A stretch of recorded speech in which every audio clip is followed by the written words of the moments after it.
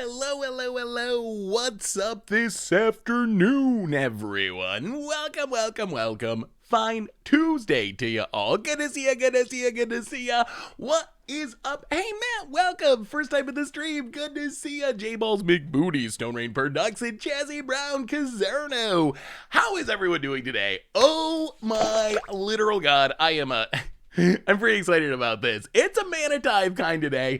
This deck, I don't know what to think about this deck. Lucid, welcome to the Fishbowl for the 22nd month. Thank you for your subscription. Big scoop cheer for you. On one hand, see Jeff Croat, welcome you. First time sub, big scoops here for you too. Thank you.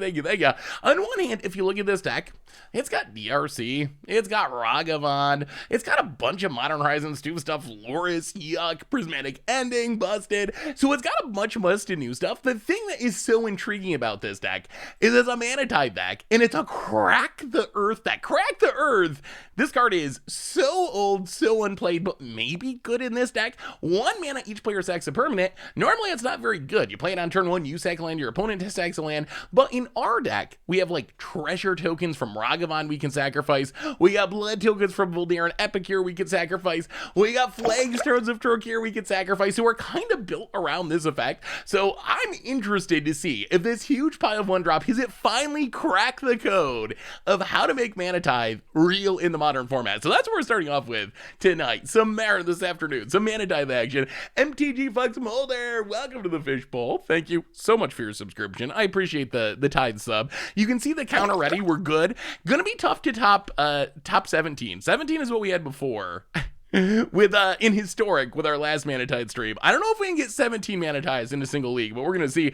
Molten Brad with the gift sub to Majora did nothing wrong. Welcome to the Fishbowl. Thank you so much for your subscription.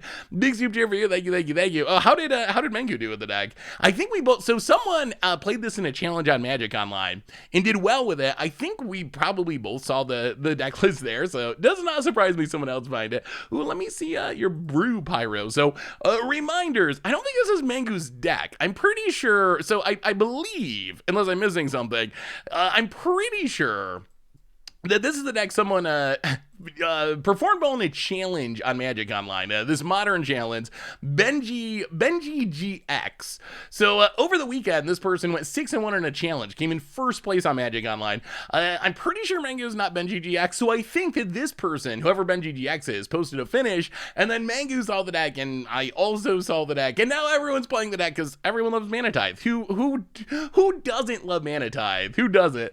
So yeah, we're gonna give it a try. We also got some Pioneer backup action with this zombie deck, which I think is kind of interesting. It's a Pioneer zombie rally deck, so we'll see if we get to it how long our Mana Tithe league takes. But this deck looked pretty interesting, and I'm still kind of feeling Pioneer, but it's basically zombies, shenanigans, filling the graveyard, getting them all back with Rally the Ancestors, draining them out with Corpse Knot, draining them out with Wayward Servant. So if we get to the backup deck, maybe we get a little Pioneer action in as well, but we're starting with Mana Tithe. That's number 1. So reminders, and then we got some news to talk about, and then we start playing Magic. Replay YouTube this week, find all the old streams, including this one in the future, normal YouTube. Tons of stuff going up on the YouTube. Top 10 list starting tomorrow. Shorts.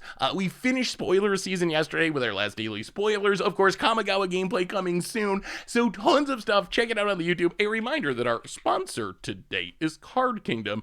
And if you need some magical cards, maybe from Kamigawa, maybe from, I don't know, Cold Snap, a Braid of Fire perhaps, or the list, you can get them at cardkingdom.com/MTG Goldfish. Even get a free MTG Goldfish sticker. Just let them know you want one in your order notes, and they will hook you up. So thank you to Card Kingdom for supporting the show. Ooh, first 5-0. Let me see. Fabi with the first 5-0 with the deck. A little bit slightly different. I don't think we have chromatic stars anymore. We have more 1-drops, I think, is the what is the difference? DRC Ragavan, the Voldaren Epicures. So slightly more 1-drops, slightly less chromatic stars. But yeah, I think I remember seeing this a while ago. We just never ended up playing it.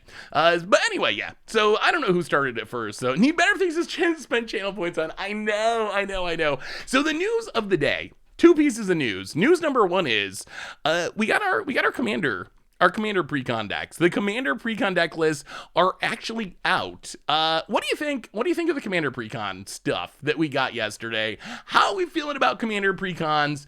I feel like these cards, the precon decks look sweet. I feel like Wizards did a good job in two ways with the Commander Precon decks. If I can find, there's so many versions of cards, it's hard to find anything anymore during spoiler season. Somewhere on here, there should be Commander Precon cards. Wait, no, we do not. Where are the Commander Precon cards?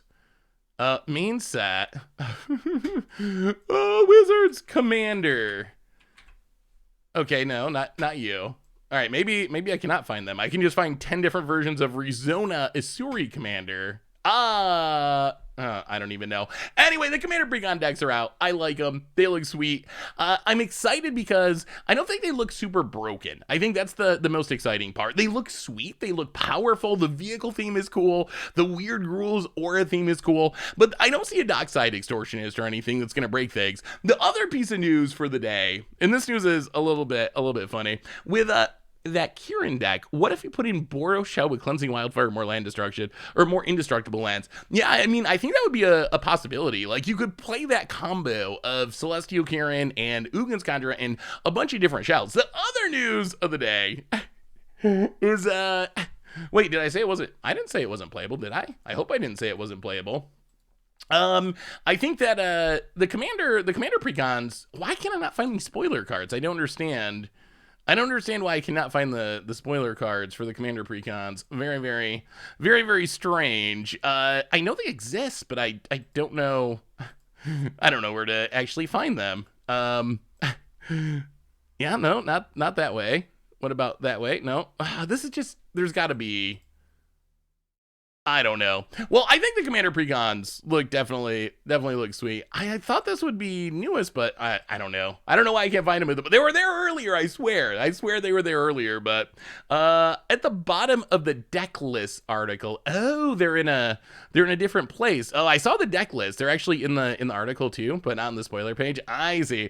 Yeah, I think the girl one's really cool. Like, I think a lot of these cards are really cool. I think that Sakura-Tai, whatever this card's name is, I think this is like one of the cards I'm most excited about. It's cool that as a vehicle that can be your commander. It's really awesome though, I think, as a like Azorius Reanimator commander. Drum Bellower seems really strong. That's probably one of the stronger cards. All the random improvised stuff seems good for artifact decks. Swift reconfiguration has combo potential, but there's nothing that seems broken. And one of the cards I'm most excited to build around is actually the Gruul Commander, which I still can't find. I don't even know. But the backup Gruul Commander. Oh, here it is. Kama. I think this is a really cool card. It incentivizes something, putting auras on your opponent's stuff in a Gruul deck that we've just never seen before. So I like the Commander Precons a lot. The other news of the day, yeah, Cyberdrive Awakener is kind of like the artifact. I mean, I hate to say this, but it is a little bit like Artifact Craterhoof. Like, I feel like that's just going to come down in and close out games. The other news of the day, and this cracks me up. So, Wizards released the Challenger decks. We knew they were coming. They look fine. Mono white, pretty good. Dimir control, actually pretty valuable. Like, even just, if you're spending 30, 40 bucks on these and getting a playset of Shipwreck Marsh, like, even that's a good deal. Memory Deluge and Imras and Hullbreakers. So Wizards, I think, did a good job value-wise, putting a bunch of chase cards. There's a copy of Goldspan Dragon in there. The Vampire one, the least valuable. So the Challenger decks look sweet. Oda Games, welcome to the Fishbowl. Thank you so much for your subscription. Big Soup J for you. Thank you. The hilarious part, though, the best part of all this is Wizards printed the mono white deck with Faceless Havens. Of course, they banned Faceless Haven in the meantime, so they did the Stoneforge exception. Faceless Haven unbanned in standard, but only if you play the Challenger deck without changing any cards. So if you play this exact 75, the Challenger deck right out of the box, Faceless Haven is once again legal. You can actually play it again. But if you change a single card in the deck, then you're not allowed to play Faceless Haven again. So this happened once before, a decade ago. They banned Stoneforge Mystic, and Stoneforge Mystic was in a precon deck right after they banned it. And they did the same thing where you could play Stoneforge still, but you have to play the exact precon deck unchanged. So we'll see. What I'm really rooting for is that this is like the best version of mono white, that Faceless Haven's so good that this is actually like top tier mono white, and tons of people are are playing Precon Mono White just so they can have access to Faceless Haven. Like, that would be so funny. But anyway, those are the Challenger decks. They're usually a good deal if you're looking to get into Standard. In the paper world, they also accidentally printed a duplicate rare in the Green-Red Commander deck. Yeah, Wizards quality control is something. 2 copies of the same land in the Commander deck. There were many typos, which I don't know. Like, one of the cards when they spoiled the Commander decks yesterday just said Hydra. Just Hydra, nothing else. No further explanation.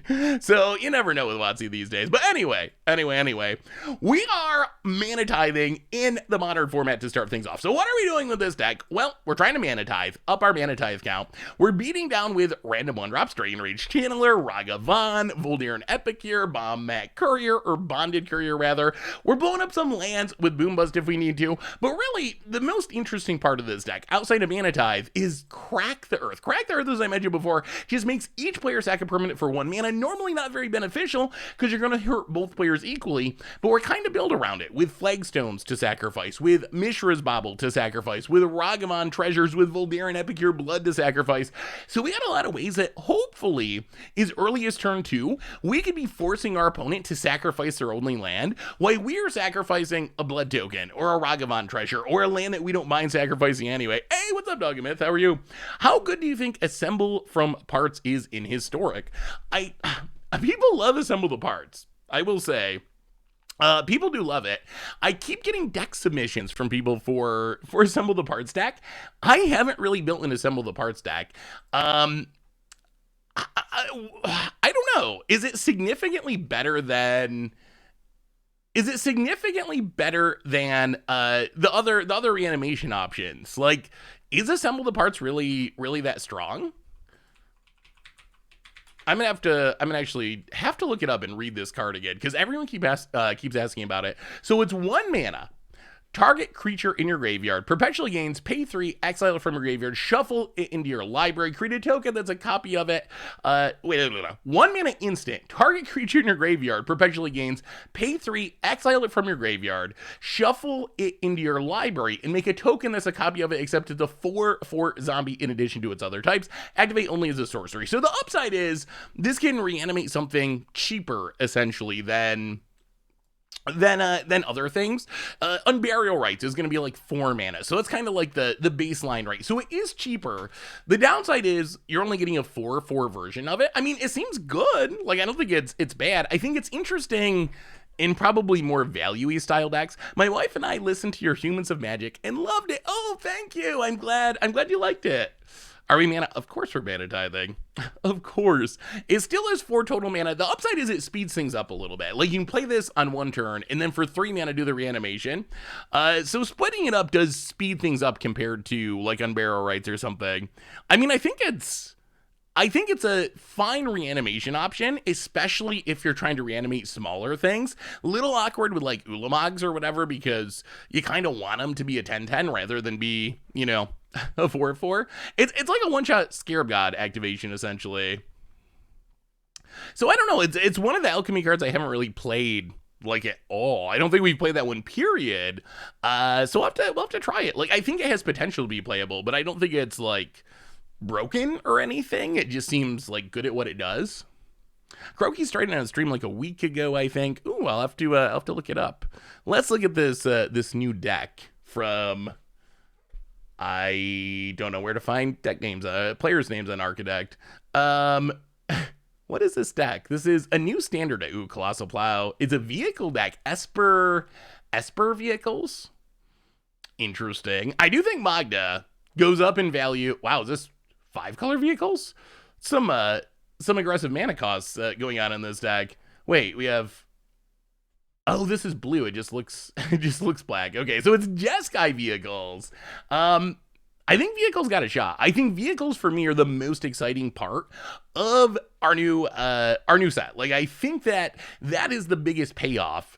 And I'm definitely excited to build around them. I think that Magda is one of the best ways to support vehicles. I think that's a really obvious direction. You can tap it, you get the treasure, it crews most of the things that you want to crew. So it looks fun. That looks fun. I think vehicles are going to be sweet. Vehicles are one of the archetypes I'm most excited for. Vehicles, ninjas. What archetype are you most typed for from the new set? Well, I get a 4/4 Ulamog that mills 20 even if it's not a 10/10. That's true, but you're only getting a 1 mana discount? Huh. I think we mulligan this. I'm imagining even with 2 Urza Saga. Actually, maybe this hand's busted. At first glance, I feel like this deck is bad, or this hand is bad. But when I think about it and think about how busted Urza Saga is, it actually seems kind of possible we just win with constructs because Saga's so insane. Like, we go turn 1 land, turn 1 land bobbled, turn 2 Saga Shadowsphere, turn 3 make a construct, play a Saga, turn 4 make a construct, turn 5 make. We're just gonna make a huge amount of constructs. There is no Mana Tithe. That is a drawback, and we do want to up the Mana Tithe count. What is our main goal? Is it to win or to up our Mana Tithe count? Oh, we have a new donation, Viza, $5 donation. Was listening to the podcast today and heard you got to talk about Ishin. What about Cavalcade of Calamity? Cavalcade's sweet. I mean, you gotta play a lot of little creatures, but if you can play enough little creatures to trigger it, it's pretty good.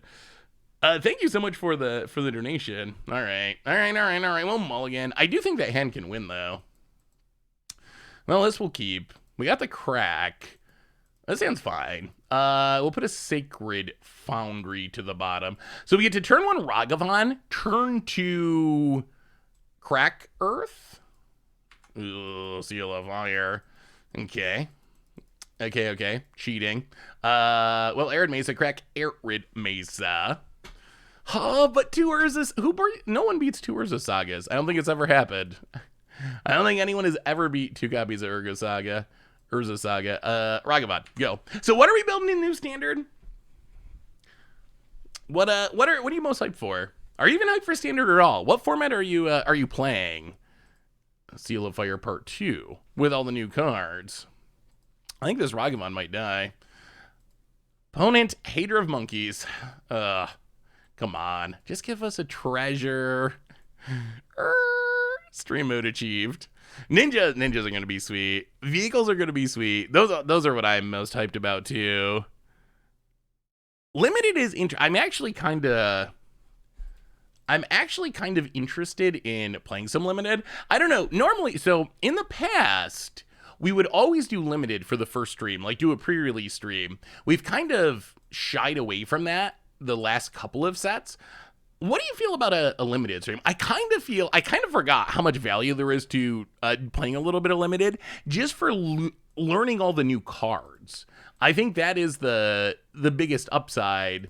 We actually get to learn all the new cards that otherwise we would maybe not remember. There's so much text on cards and so many cards these days that I think there's definitely a bit of value to doing a limited stream. It'd probably be draft though. Sealed kind of drives me crazy. I'm not a big fan of sealed. Oh, that record is definitely wrong. Well, we cracked away a Seal of Fire. I guess that's something. We would like more Seal of Fires, I guess, or more cracks. Something that actually kills lands. Dragon Rage, Shanala. Well, Inspiring Vantage, and I think we just grab a Luris for the future. Oh, dirty Luris players. About it. Yeah, maybe we need a crack the Earth counter rather than a Mana Tithe counter. Maybe that's what we're really counting today. Oh, Mech Titan. So what do we have for number 1 against the odds card? That's another tough question. Mech Titan Core seems like a potentially good option. Opponent runs out 8 Bone Crusher Giant. We draw land. How do we stop a Bone Crusher Giant? So we can like Luris, get back Ragavan. We can just Dragon Rage Channeler, do nothing. Maybe this deck's bad. Bad. Already determined it. This is gonna have to get a shock land.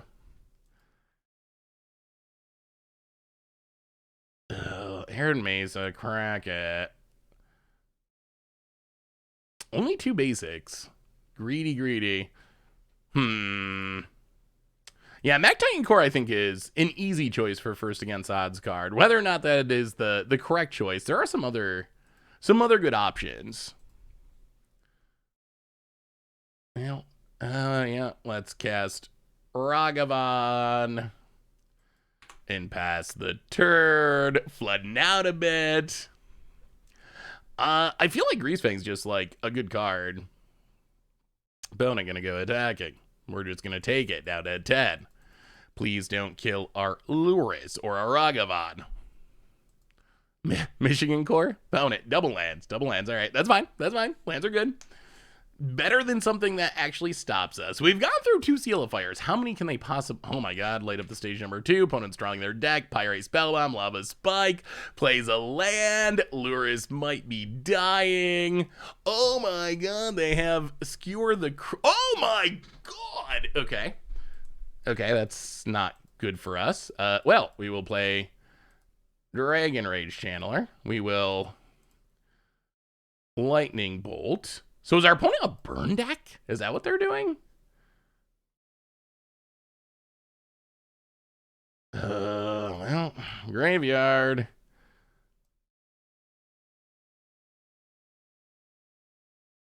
Okay, turn on Dragon Rage Channeler. Equip Dragon Rage Channeler.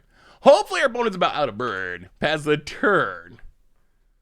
So many Skewer the Critics. Our opponent does seem like a burn deck somehow.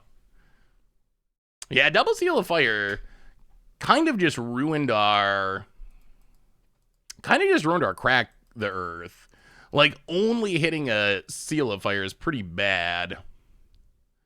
Opponent. Are you going to talk about the value of the Challenger decks? Yeah, I mentioned it. Really? Triple 8 up the stage? Really? Alright, well, opponent just hits a bunch more lands, they're out of cards. I mean, I think we are still okay. Somehow our opponent's mono red burn deck is drawing 40 cards. Hey, what's up, Kelvin? How are you? Pyrite Spellbomb, good as Surveil. Opponent's drawn so many cards, but I mean, we have a Shadow Sphere, which is big. I know, we haven't even drawn a Mana Tithe yet. So disappointed. Opponent passes. Please not more lands. Oh, there's some Mana Tithe. It might be tough to up the Mana Tithe count here, but... well, Prismatic Ending. Get rid of the DRC. Surveil for some action. Crack the Earth. Not looking good at the moment.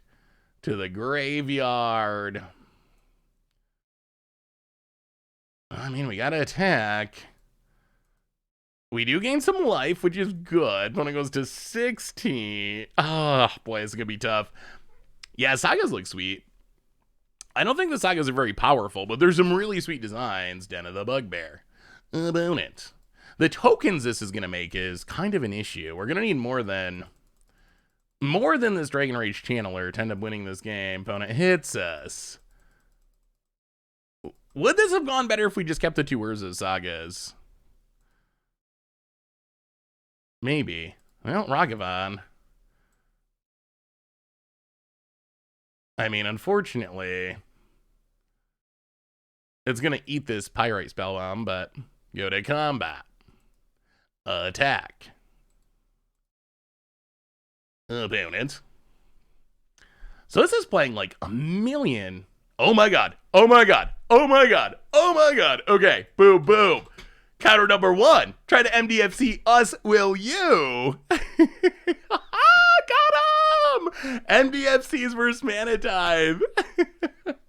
Yes! Add 1 to the counter. Oh, that was a big one, too. They could have killed it for sure with the play. They didn't play around the Mana Tithe. They didn't... Oh, come on. Give us something good. Goblin Guide? I mean, that's something. I don't know if it's good, but it's something. Oh, yes. Oh, this is a Mana Tithe win. If we didn't have Mana Tithe in our deck, I don't think we win this game.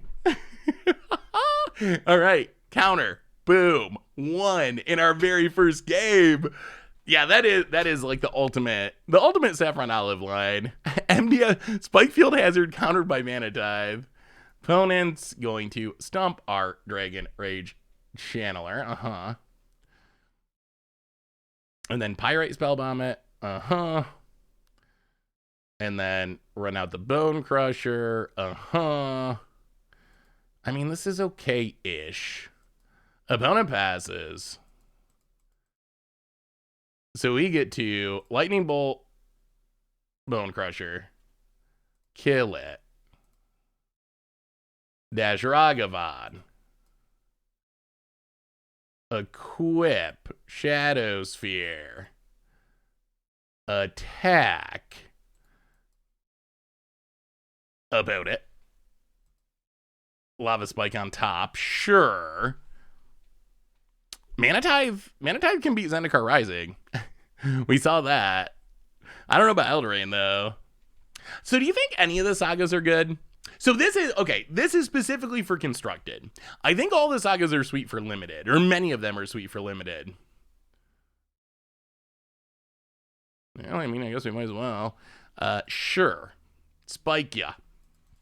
Pass the turd, pick up the Ragavan. Opponent needs something. They need something off the top. Untaps. Desperation Crack. Are they dead? Are they dead? Goblin Guide. Okay. And Monastery Schwiffspear. All right, so our opponent can try to chump block their way through this. We draw Flagstones, it doesn't do anything. Well, Dash Ragavan. Play the land. Equip the Ragavan. Go to combat. Attack. Opponent can go to 1 and stay alive. Come on. Burn spell off the top. Burn spell off the top. Oh my god, Spike Field Hazard's lethal. It's lethal. Oh my god, this is all. Yes. Oh, the 1 point of damage we needed. Yes. Oh, what a win.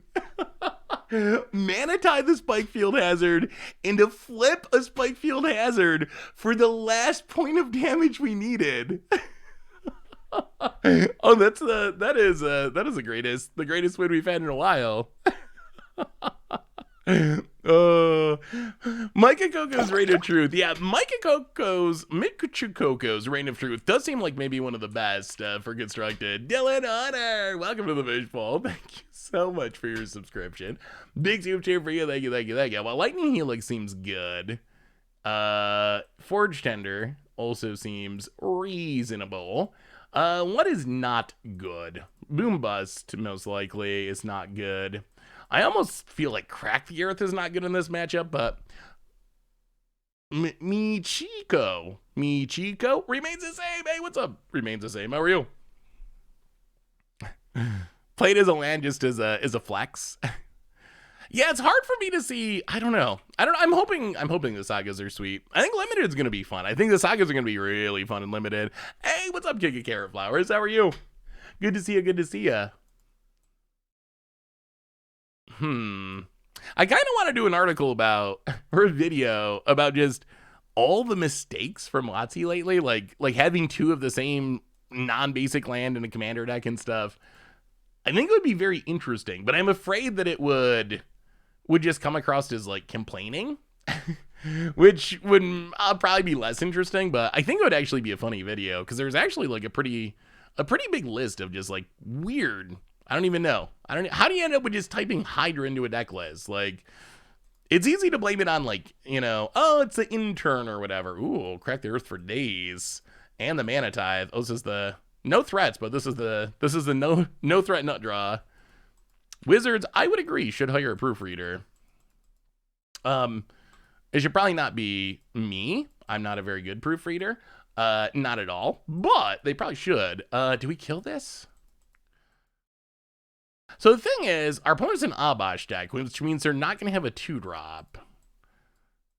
You know what? We're gonna pass. It's a little disappointing our Crack Thirst gonna get a Seal of Fire again, but everyone at Wizards is an intern. that could be. Pirate Spellbomb, and opponent going to pass.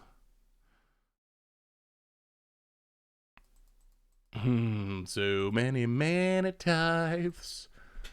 So many Mana Tithes. What do we do? I think there's proof that I'm not. I mean, I'm good at reading. I might not be good at reading things correctly, but I can read pretty well. um, what do we do? I don't even know what we do here. This seems like a good chance to up our. The problem with crack is it's gonna eat our flagstones, and our white mana is gonna be tapped, so we're not gonna be able to mana tithe. But maybe that's still just worth it. Yeah, I think we just pass for a turn. Like, I would like to draw another land. I think mostly pass the turn, leave up the tithe. I mean, we are counting mana ties, not crack theirs. So, wow. All right, opponent. Well, that's one permanent off the battlefield. If we can actually position ourselves into a way where we can eat a land with Crack Theraph, then it's much more exciting. Well, all right. Boom. Gotta spend them while we got them. Number two. How many do you think we can get? That's the real poll. How many mana ties do you think we can get? So opponent. Oh, this is actually gonna be sweet. This is what we wanted to set up. This is gonna be really good, I think. Opponent's passing. Oh, yes. So we get to. Oh, check. Okay, tap land. So check this out. We get to Lightning Bolt the Dragon Rage Channeler. Out of here. We untap. Land? No. We Prismatic Ending, Seal of Fire. Opponent sacks it, and now we get to Crack the Earth. Make our opponent sack a land. We sack the Flagstones. Yes, we will get a Plains. We're still a little pinched on mana, but that was good. We found a way to crack the Earth, an actual Magic card. Opponent, light up the stage. Incoming. Trying to hit land drops. Yeah. Land and a Goblin Guide. Well, hopefully we hit a land. Opponent goes to combat. Gonna get it in. Hit us. Why not grab Foundry, Blood Moon, mostly? Can we please get a land here? We really could use a land. No. Dragon Rage Channeler. Alright. Well, that's not great.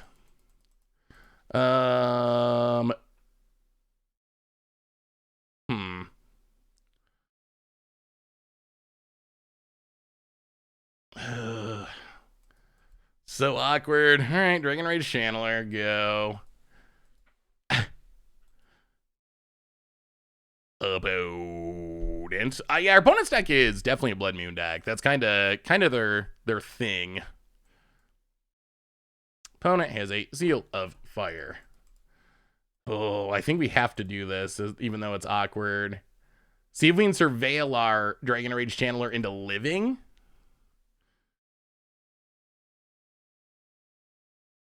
Okay. Yes, we can. Okay, opponent pays a 1, so we don't get a mana tithe counter, but that might make our Dragon Rage Channeler live. Opponent goes to combat. Can we get a land, please? Yes, okay. Okay. Opponent had something that killed our stuff. Down to 11. Not the highest life total. Well, play Bobble. AK Tag, welcome to the Fish Bowl. Thank you so much for your subscription. Big soup for you. Thank you. So, Mangu playing Crack the Earth today. Did you get the inspiration from him as our third source that got good results with the deck that made you both try it out? Yeah, someone 5-0, or didn't 5-0.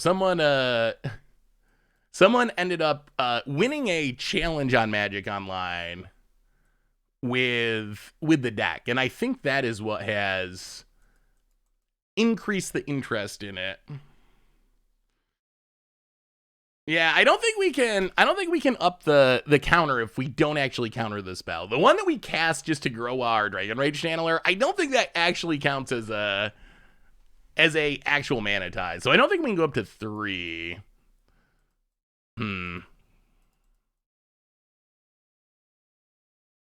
I don't know what we do here. So Urza's Saga's coming. Well, I guess we got a Sacred Foundry untapped, get Luris. Ooh, down to 9, down to 5. Yeah, we're in a fragile state about it. We did win the last game, which is good. Opponent. Yeah, all right, so we draw the Urza's side. We got way more cards, but we're low on life. Opponent. Combat. Attacks us. Top card, Burrington Forge Tender. Okay. I was wondering, did you consider dropping Arena as consideration for budget Magic and instead having each deck be 12-tick version that is free on Moto? It's tricky because some people still play Arena. So I don't think we can. I don't know about just dropping Arena considerations altogether. I think it really depends on the format, essentially. Like, I think for Standard, most people are still playing Arena. So I think the cost on Arena is pretty relevant for Standard or obviously like Historic. On the other hand, when it comes to older formats, then I think focusing on making the decks cheap by Magic Online prices actually do matter. Tarmogoyf Brews, we have not run into Chalice yet, thankfully. Welcome to the Fishbowl. Thank you so much for your subscription. Big super cheer for you. Thank you. So this is an interesting turn. We're down to 7. What if we crack the Earth?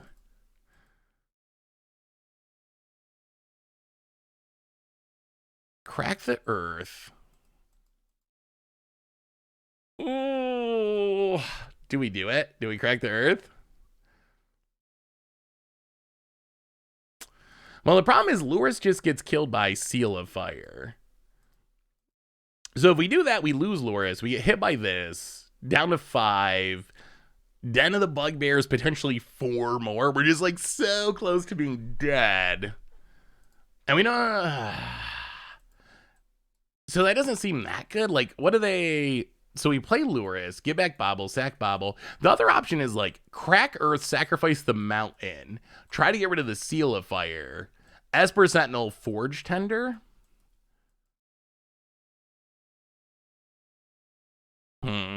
Yeah, I feel like we need to get down the Forge Tender, which means we're not playing Luris. Crack the Earth kind of does something. You know what? I think we crack Earth. Yeah, let's do it. We're just going to sack the Mountain. If our opponent sacks a Seal of Fire, that's fine. If they sack a land, that's good. If they sack a Goblin Guide, that's also okay. This is not optimal cracking the fire, or cracking the Earth, but I think is what we got to do. So sack the Mountain. Opponent does sack the Seal of Fire. So we play Urza's Saga. We play Forge Tender. We play Esper Sentinel. And we pass the turn. All right, gonna be close. Opponent adapts. MS Melly. Hey, Seth, thanks for all the content and helping pass time as I walk stairs at work. You're a delight. Well, thank you so much, MS Smell. Wow. Getting aggro, eh? Well, we get a free land and a free block. Oh, opponent has Bone Crusher? Do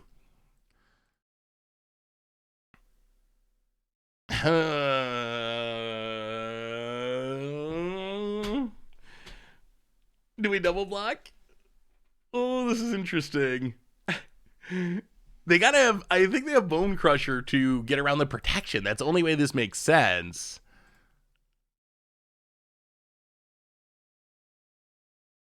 Well, I think they gotta have Bone Crusher. They have to. That's gotta. I think our opponent's actually really good at playing their deck. So I think it's unlikely they just punted. All right. I mean, I think that we're gonna get blown out, but opponent. Bone Crusher. And pays the 1 and kills the Sentinel. So, I mean, I guess it works out the same either way.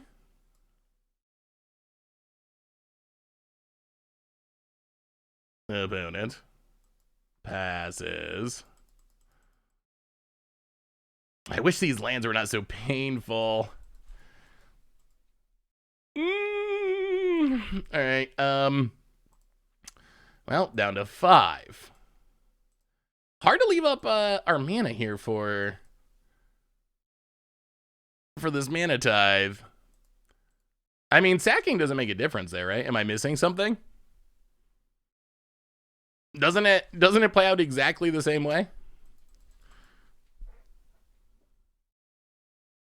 Opponent. Dragon's Rage Channeler. Because Bone Crusher Giant has this weird text that damage can't be prevented. Damage can't be prevented, so that actually stops the protection, essentially. So if we sack Forge Tender, the damage can't be prevented by the protection, so it still kills Esper Sentinel, so it kind of just ends up being exactly the same. All right, well, do they have another one? You gotta be kidding me. Just all the Bone Crushers in the West? Oh, we really need something to live here. We're gonna be in trouble. Opponent. Yeah, we'll do it again. All right. For once, no Bone Crusher. We are still low on life. There's the Bone Crusher. Oh, and this has flying. Uh-oh. All right, draw. Oh my god, Lightning Helix. Okay. I feel like that changes things slightly. Or a lot. Okay, Urza Saga. That was a really good draw. Get a Shadow Sphere. Equip Shadow Sphere. To what? So we have Oh my goodness, we got a shot. Our sideboard Lightning Helix. The top deck of the century. Moto Mana Tithe edition. Okay. Now what? That was a really good draw. So we can cast something from our graveyard.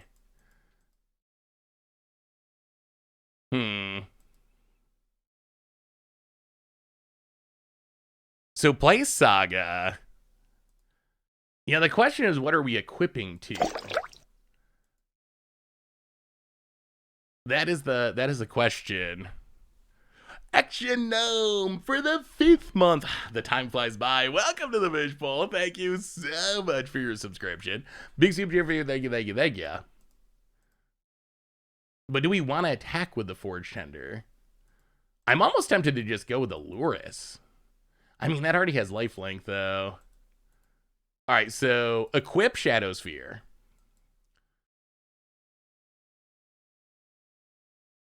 To the Forge Tender.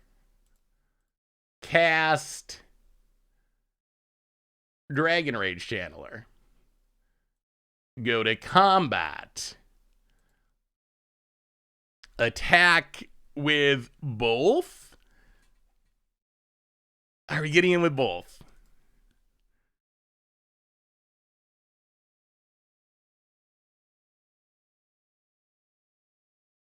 I feel like Loris is going to die anyway. Oh, we're going to run out of time. We're playing way too slow. We're playing way too slow.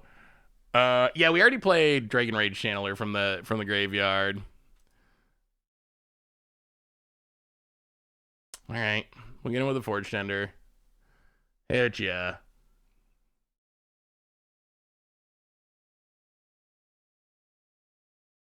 Yeah, I guess that's true. Unless they have another Bone Crusher, then Forge Tender can hopefully keep it alive.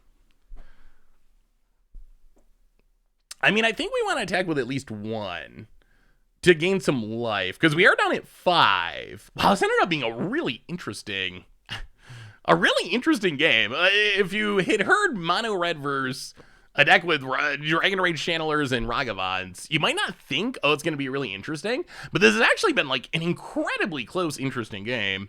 It is only game 2, probably playing a smidge on the slow side about it.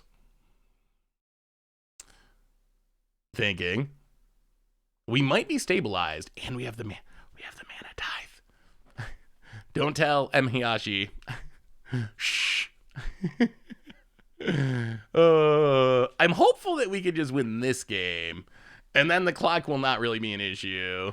If not, then we're going to have to play fast in game 3. All right, we go up to 7. We pass the turn. Opponent attacks. We have a bit of protection. We got a mana tithe. We got a helix, which was a huge top deck. Shh, don't tell him. Don't tell him.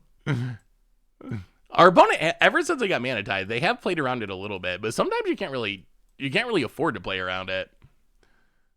Yeah, getting an Abash would be so good. Like, if they actually put Abash in their hand and try to cast it, that mana tithe is going to be so good.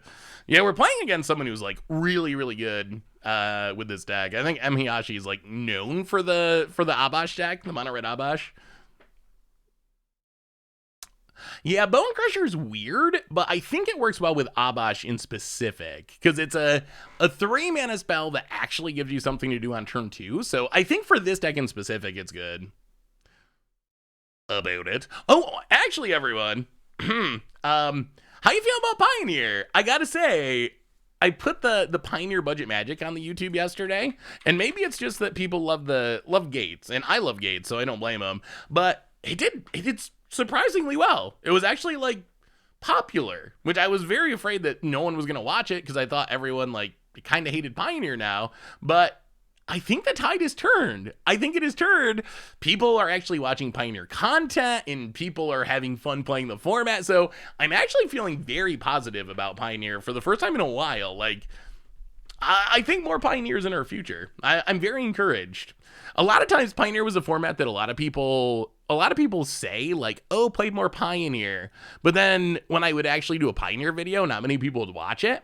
But now it seems like people are saying play more Pioneer and people are actually watching the video. So what's the first Kamigawa against odds deck you're going to do? Will it be Ishin, aka Pain Harmonicon? Love the stream. Super right for Dio. Thanks for being well, Cat Cam fan. Thank you for the question. I've been trying to figure that out. I got a couple days. I got literally Poor Man's Modern. It's so much cheaper. I got a couple of days to figure it out. I think that Ishin is top tier as far as possibilities. I think that Mech Titan Core or whatever that's called is also top tier. If you want to go deep, this Saga that flips around into the thing that if it deals 10 damage kills you. I don't think that that'll be the first against odds card, but anytime you have a one-shot kill, it's in the conversation for against odds. So I think that's also on the possibility list. Other cards I'm really interested in, like Spirit Sisters Call and so forth. All right, opponent attacks.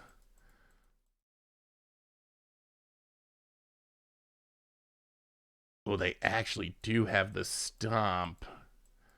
Wow. Okay. Huh. That is incredibly unfortunate.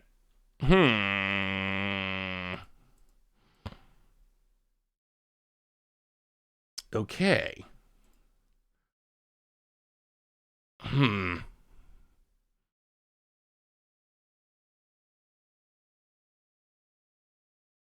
Yeah, that's not great. Mill the Bobble. Like any bird spell is fine. The damage prevention on this stomp is like really swinging things in our opponent's favor. Like that is the ability that's mattering here somehow. Epicadumu, welcome to the Fishbowl. Thank you so much for your subscription. Big super for you. Thank you. We do get to gain some life, which is big. That is helpful. And then we can DRC block the Bone Crusher. Wow, this is going to be close. This is going to be so close. I think if our opponent did not have Stomp, then we were in great shape. Now I'm back to not knowing how this is going to go. We lose the Luris. We lose the Dragon Rage Channeler. If they can also kill this, then we just have nothing.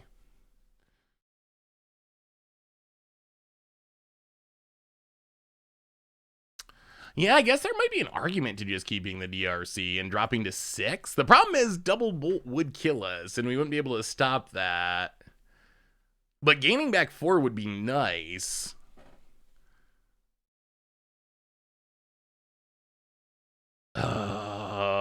I don't know.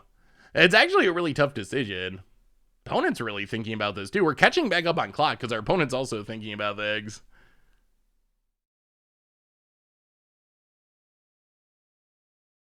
I mean, so Stomp stops damage prevention. So Forge Tender can't actually prevent this damage, unfortunately.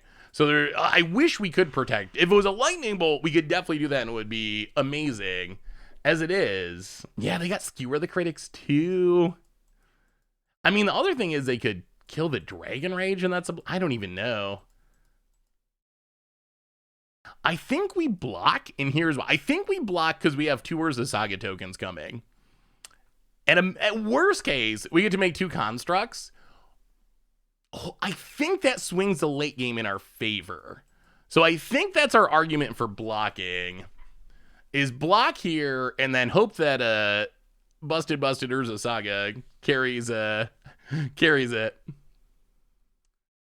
Hey Seth, big fan, but I usually see on YouTube. What are your thoughts on Mnemonic Sphere? I think it might sneakily be the best non-land card for Modern. Synergy with Lurrus and Delirium. Do you agree? So I think it's definitely a good card. I don't know if I would say, is it the best non-land card for Modern? It's on the list. It's on the list. It might be. I mean, it's good. It's definitely good. I think it's going to be a good Modern card that's definitely going to see a lot of play. I'm actually working on the top 10 list. They're going to be coming soon. I think blocking is correct because we have Saga. If we didn't have Saga, then we would not be blocking. But because we have Saga, I think these constructs hopefully can carry. Opponent passes. We draw. Inspiring Vantage. Saga triggers. Well, play Inspiring Vantage. Go to combat. Hit ya. But then they fire this up. You know what? All right, we're gonna wait. We're gonna wait past the turn. Opponent untaps. Mnemonic Sphere, Sphere. Oh my god. Oh my god. Oh my god. Oh my god. Oh my god. Oh, number 3. This is Manatide's winning us this game. Manatide's gonna win us this game. Manatide's gonna win. This is the Manatide win. All right, big construct. Oh, what a Manatide win. Draw a card. Oh my god, Manatide. So good. So good. Yes, make that construct, please. Yes, tutor up an artifact, please. We'll take a Mishra's Bauble. I think we might move over the Shadow Sphere to the one that's not summoning sick. Smack you for a little $5. Oh, Manatide is such a Magic card. Oh my god, I love Magic. I just love it. I love it. It's so good. Oh, I love Manatide. Play the tap land. Up to 15. And I think we're getting this. Manatide is against Mono Red. It's going to win this match. We've had 2 really crucial Manatides. It's the card that's essentially keeping us in this game. Why doesn't everyone play Manatide? Maybe up that counter, up to 3 in our first match. Why doesn't more people play Manatide? It's so good. All right, Bone Crusher, sure. Not as scary with these big constructs floating around. Opponent passes. We untap, we draw. A Ragavon. Well, go to combat.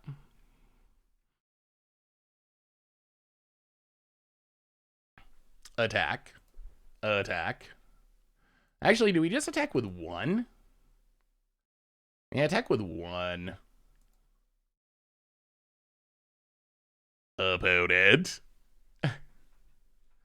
Thinking. I mean, we definitely got to win this one now because we are going to run out of time if we go to game 3.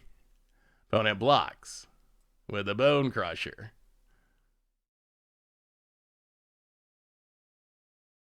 Uh-huh. Well, we will Arid Mesa for deck thinning past the turn.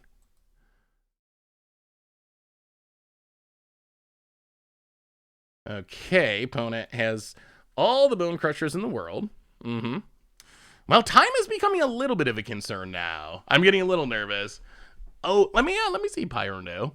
I posted this earlier, but my Twitch crashed, so I didn't hear if you saw it or not. I have Jeskai vehicles for Neon Dynasty to run working on. What do you think? Long Nap, welcome to the Fishbowl. Thank you so much for your subscription. Big super cheer for you. Hang on for just a minute, and I will check out your deck. Let's see if we can finish this game without timing out. The clock is becoming a concern. So let me see if I can finish this, and then I will check out the deck list. But I got it pulled up. I'm not gonna forget about you. I promise. I promise, Pino. I got the deck list pulled up. All right, see if we can close this out with the Mana Tithe way. Because if we don't win this, we're gonna time out for sure. Opponent's drawn a lot of Bone Crushers. Many bones have been crushed. We are back to 20 though, and we got a lot of lands out of our deck. Getting an Aragavan hit would be sweet, but I don't know how we're gonna manage that. We might be on the Forge Tender Beatdown plan. The good news is all those Bone Crushers being gone means less Bone Crushers in the deck, I guess. Frisky Biscuits, it's the first type sub. It's, oh no. Insult Priest, that's a insane draw for our opponent. Insult Priest, welcome to the Fishbowl. Thank you so much for your subscription. Big super cheer for you. Thank you. Well, let's take a peek at the top of our deck.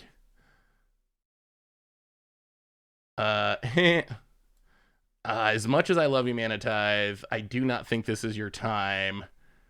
Opponent's got too much mana. Shuffle it away. Oh, that Blast Zone too. Oh no. I'm feeling less good about where we're at now that our opponent has Blast Zone. We get to draw 2. Bobble. And crack the earth. Well, equip up the Shadow Sphere.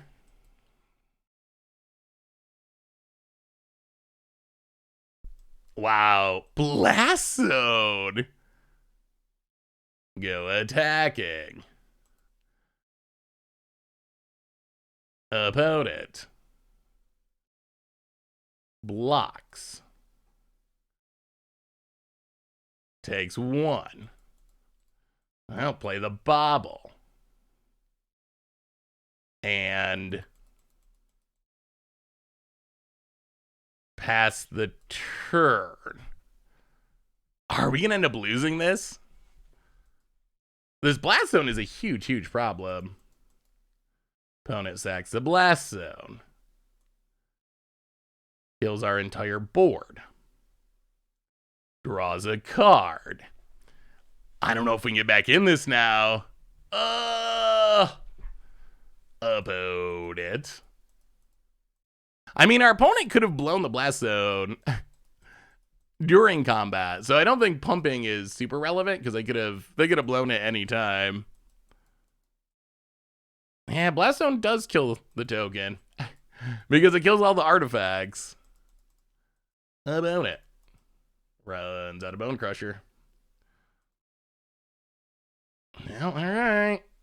The flood continues. Bobble. Oh, opponent's going to draw a creature, a Swift Spear. We get to draw 2. Dragon Rage Channeler. Ragavan. Well, we will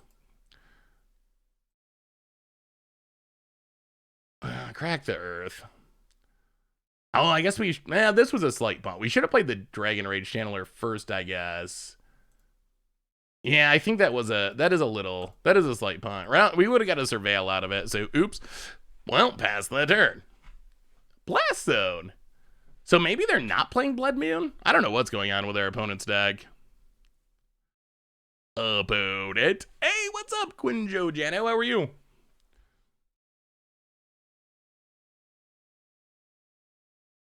I can't believe this aggro match is taking so long. I don't feel like running out Ragavan's very good. Like, it doesn't do anything. I don't know if we want our opponent to know we have Ragavan. I think that's the issue.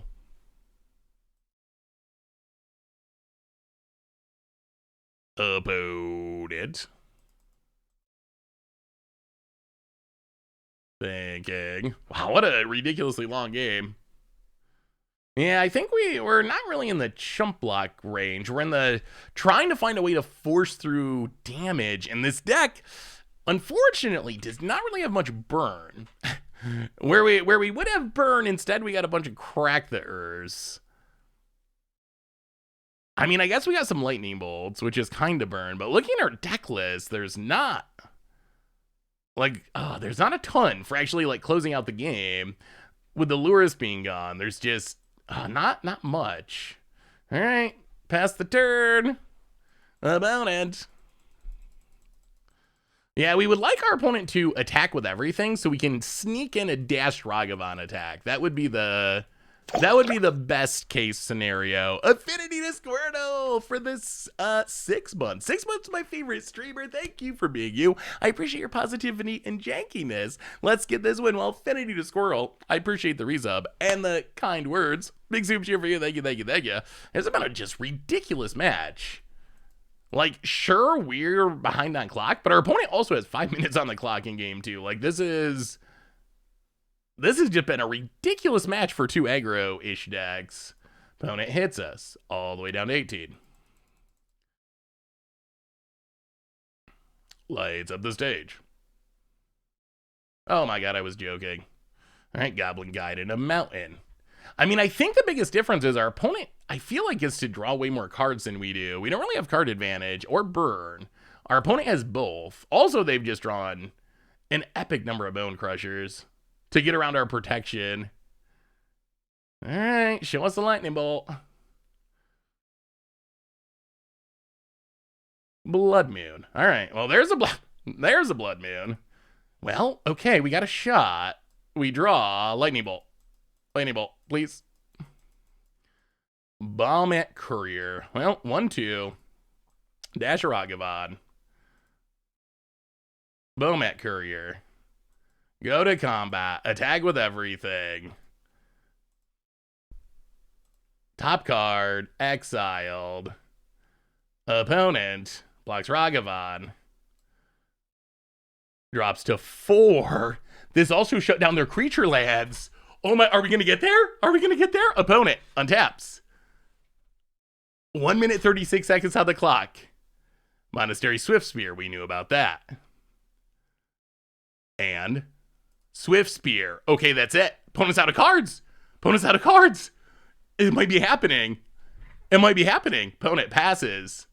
Hits us. Might as well. Sure. I mean, we're bowled away. Yeah, the Blood Moon might have helped us here. Down to 14. Opponent passes.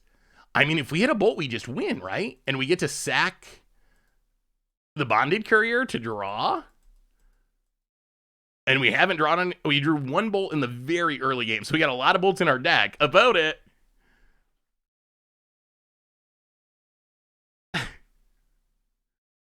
Thinking.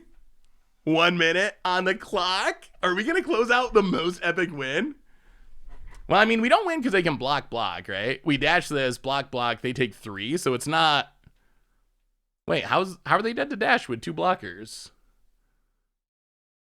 Yeah, they take 3, double block, lose a Swift Spear. If they had 1 blocker, the dash would get there. I don't know if our opponent's trying to time us out. Well, play Esper Sentinel.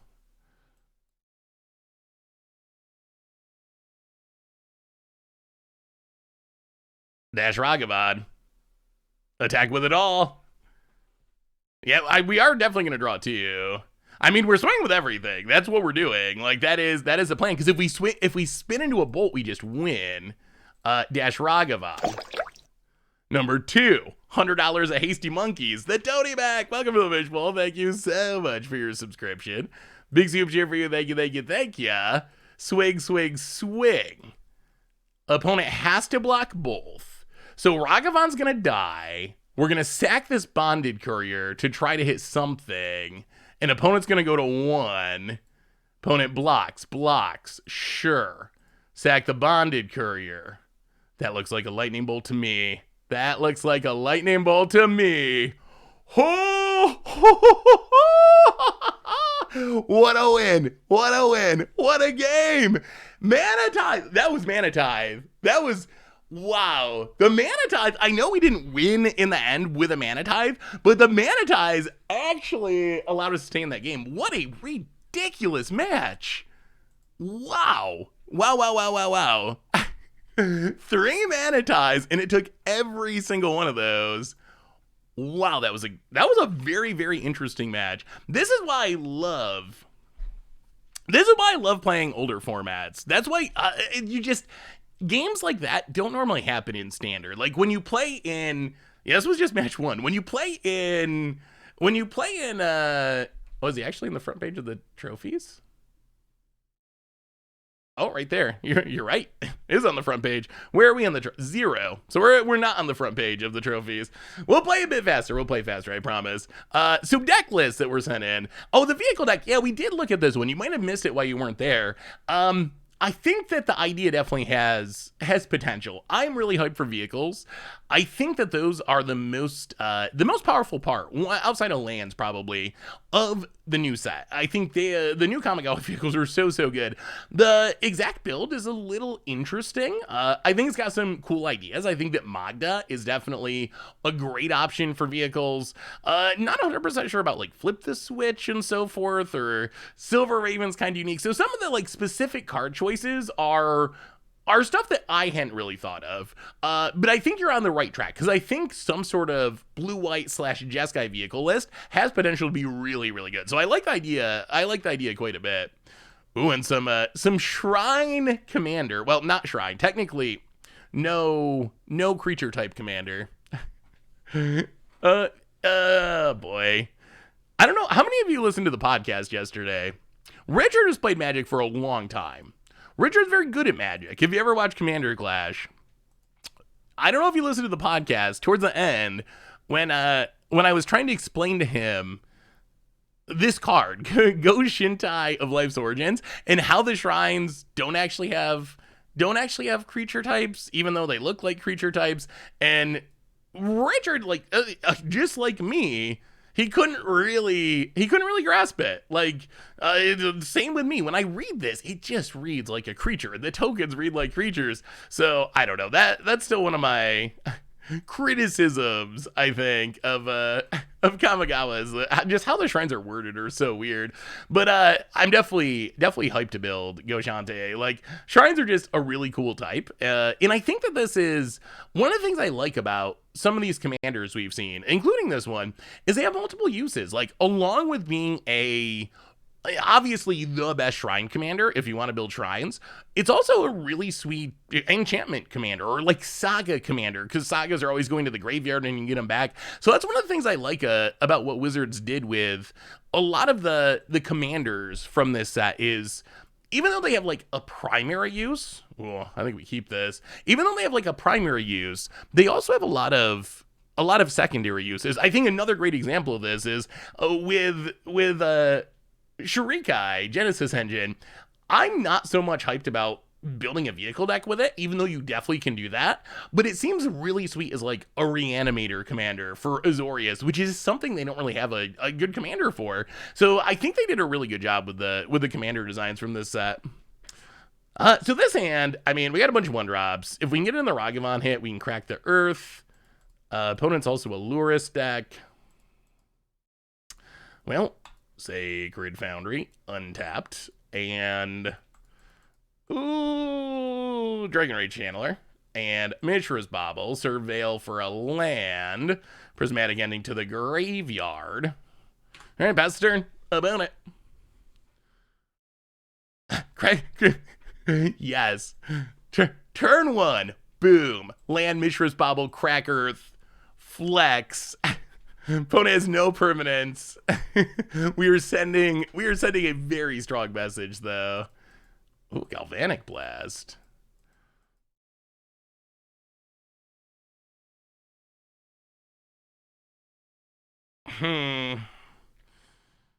Got him indeed. Yeah, having a counterspell that can crew vehicles is cute. That is a cool synergy.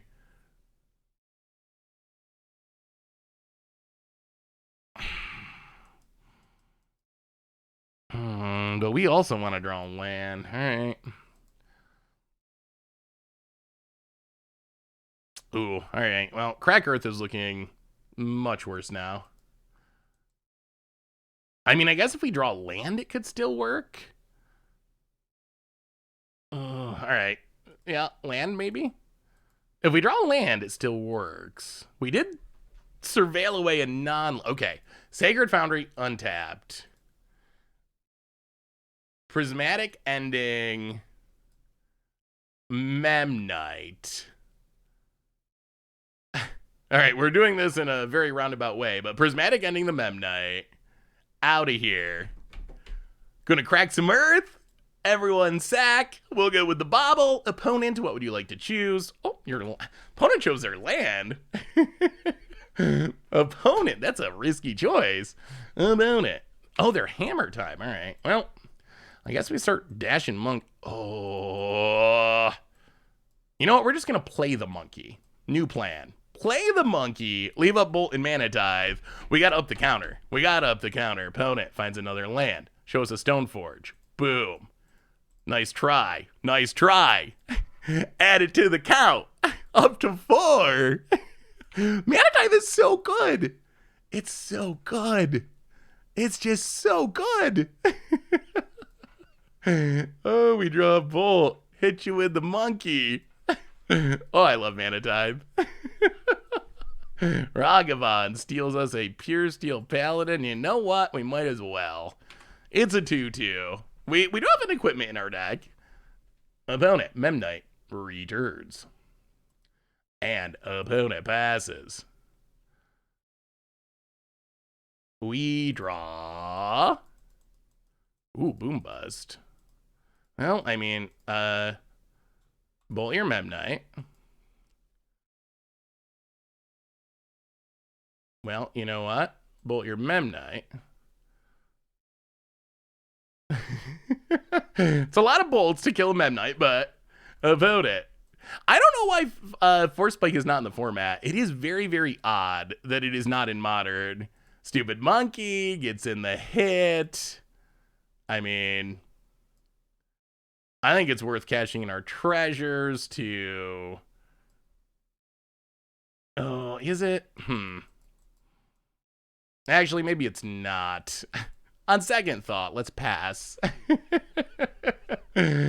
Oh, opponent. Passing.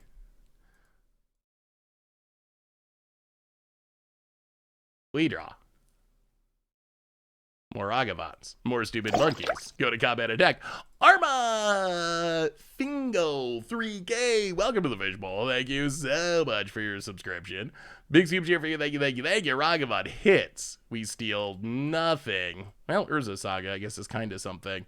Grab a Luris. We are playing a lot of miserable cards, but we're also resolving a lot of Mana Tithe, so I think it works out. Ornithopter. Opponent. Do they have another hammer? If they can flash in another hammer, that's kind of bad for us. Bonded Courier. Ooh,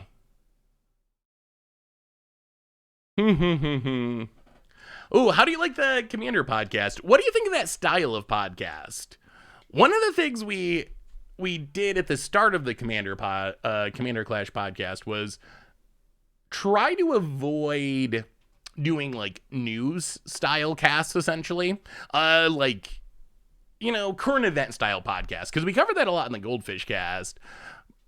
But I think it's worth it when a new set comes out, even if we aren't generally a news podcast, to do an episode or two where we talk about the new cards. Wow, jeez, they did draw. Wow, okay. Well, that's something. That is something. Well, we will play Luris.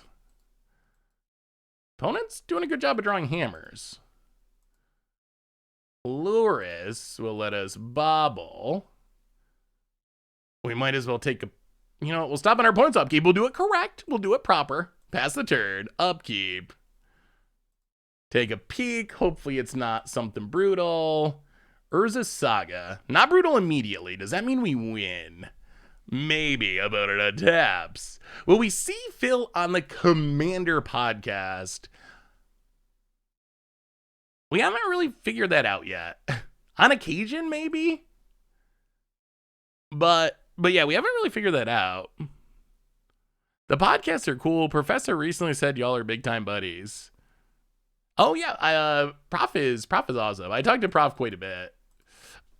A big fan. Yeah, I definitely consider Prof a friend. We're on the far side of the country, so we don't get to hang out in person very often. Combined with my dislike of traveling, so we don't get to hang out in person very often. But I do like Prof a lot, and definitely good buddies.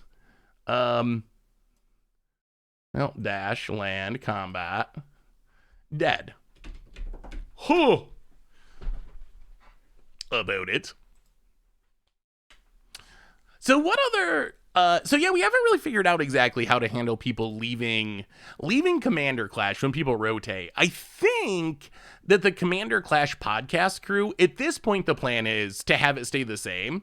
So essentially me, Krim, Richard, and Tomer, and then maybe Phil would come on sometimes as a guest. But I don't know. What's your opinion on that? I think it's an interesting question because so I think there's an argument for keeping the cast the same because of just continuality. I don't think that's a word, but you know what I'm saying. You know the word that I was trying to say. But basically, having the chemistry of the group staying together. On the other hand, having the people that are actively in the Commander Clash season on the cast does have the upside that that there might be some in-jokes or references from previous Commander Clash episodes that maybe the person wouldn't get if they weren't there for the actual gameplay of Commander Clash. Yeah, Commander Clash, the gameplay rotates every season. Every season we change it up a little bit. Someone goes in, someone goes out. So that's always been that way ever since Jake left. Actually, Commander Clash trivia, was not supposed to be seasons. We never planned on having it be seasons in the beginning. We just wanted to play Commander games, and then Jake ended up leaving, and Jake leaving is what got us to start doing seasons, essentially. Jake left, and we figured, well, if we're gonna have a new cast, it should probably be a new season, and that's how the whole season thing came to be. Crack the Earth is actually... We've had some bad Crack the Earth matchups. I feel like this is another, not super good Crack the Earth matchup. The problem with Crack the Earth is our opponent just has so much useless stuff to sacrifice, essentially. By the way, hey, what's up, Magikarp? How are you? The second benefit to Lorwyn filters in Pains... Actually, Deflecting Palm's kind of hilarious. Definitely bringing that in. All right, try it like that. The other benefit to Lorwyn filters and Painlands in a 2-color deck, any duel that can produce colorless mana makes it easier to have cards like New Kozilek, which I love New Kozilek because no one expects it out of a Boros deck. That is a good point. That is actually, if you're playing cards that need actual colorless mana, then the Painlands are kind of absurd because they're essentially tri-lands. They had colorless and 2 colors of mana. Then they're great. We saw that in Constructed even. That was a Constructed trip. You still see in Modern. Sometimes there's green-white or green-red Eldrazi decks, and the Painlands are the best lands in those decks, better than Shocklands, because they're able to add mana for Eldrazi, which is sweet. Do you still hear from Jake? How's he doing? So the good news is, last I knew, Jake was doing well, and he had recovered from his heart attack and was doing much, much, much better. This was a while ago. Bad news is, I've wanted to get Jake back on Commander Clash as a guest for years now, and I've tried to reach out to him a few times, and it seems like he's kind of just moved on from Magic content, so...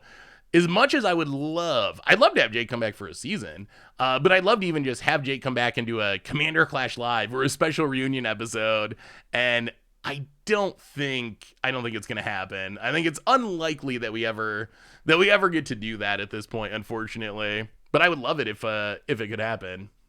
Boy, Boom Bust would actually be sweet here with our opponent. A little light on the Landerinos. Opponent. This hand's actually really good. Opponent. Galvanic Blast. Awkward, but okay. Shadow Sphere. Well, Dragon Rage Channeler Part 2. Play Arid Mesa, pass the turn. Hopefully we keep living. Opponent. Who do you have winning the NBA this year? So, I've been a 76ers fan for a while. So I'm rooting for the 76ers. Do I think it's likely that the 76ers are going to win? Not if they cannot find a resolution to the Ben Simmons issues. I don't think they need an upgrade. And the only way to get an upgrade is taking care of the Simmons thing, and I do not know if they're going to manage to do that before the trade deadline. So yeah, as far as who's most likely to win, I mean, hard to bet against Golden State when they're playing well, or Phoenix. I think those are probably the best two teams in the league. So it would be hard to pick against either of those. Well, Sacred Foundry, untapped. How do we want to do this? I really don't want our opponent to draw a card. All right, Prismatic Ending. Hit the Sigarda's Aid. Pay the 1. We can still leave up the Lightning Bolt.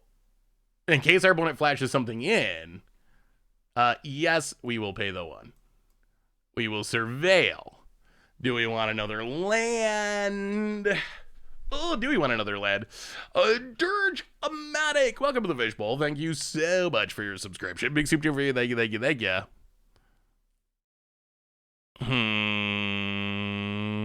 Yeah, the Nets have all kinds of issues. The Nets might have the most talented team, but wow, they're kind of a mess.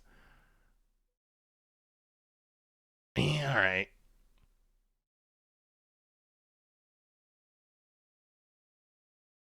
You know what? We're going to go Graveyard. I think it's fine. Because we're probably going to Surveil again. So I think this is fine.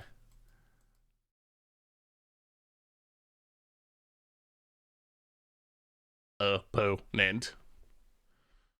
I don't really believe the Cavs are a top tier contender. I think the Cavs are the most improved team, which is bodes well for their future. Wait, they're putting it on the... Okay, they're putting it on the Memnite. Well, Lightning Bolt, Surveil. All right, we'll keep the land this time, I guess. Get rid of the Memnite. Hit you for 3. Well, we'll see. Opponent down to 17. Urza Saga, Bustarito. I remember seeing you ask on Twitter about Budget Legacy. Do you still think you'd go... Uh-oh. Okay, they can't equip it for free, thankfully. Gets a Colossus Hammer. Do you think you'd go with 500 or 1,000, or are you still deciding? So I haven't decided yet. I was actually going to ask the stream for their opinions, because I did ask Twitter, but I'm still super curious. What do you think? Yeah, I mean, I think the Cavs are going to be really good. The Cavs are one of the best young teams. They remind me about it. All right, so we're drawing a land. How do we do this? I think the Cavs are going to be really good in the future. I think they need like another year or two of just their players growing up, and maybe like one other high-end addition, which they should be able to do because they're going to have cap room, especially once Love is gone. So I think they're going to get there, but I think it's like a year ahead of schedule for them. But the future is definitely bright in Cleveland for the first time since... I don't know, since LeBron was there, I guess. So what do you think about legacy budget? That was a question I had, is... Yeah, get down the Shadow Sphere and equip it. Like, we can't die next turn, right? I don't think. All right, let's crack Arid Mesa. Actually, could we die? Is it possible we die? What if they double hammer? They have hammer in hand. If they like pure steel, we would die.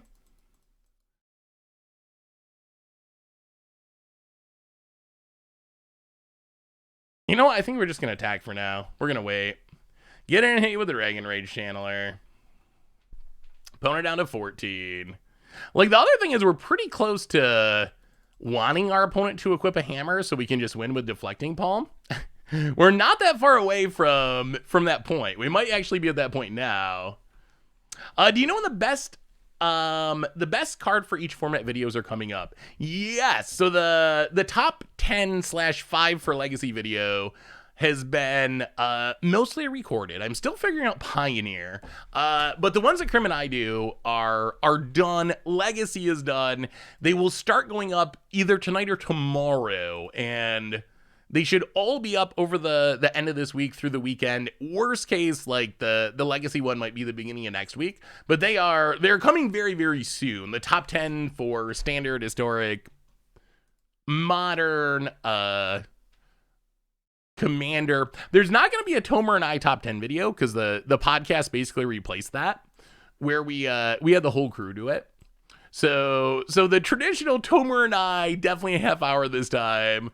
That is the podcast now. I think it would be too redundant because it'd be essentially the same content.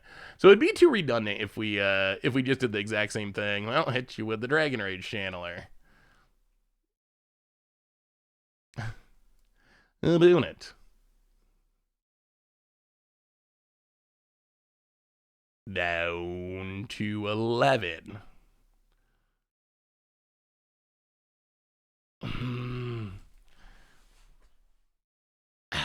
Is there a way we can do this? I would like to play the Bobble, but if we play the Bobble...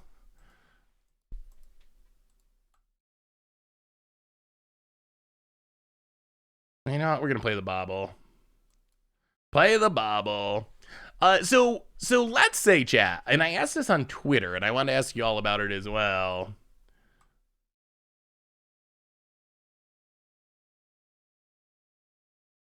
Let's say I want to do Budget Legacy.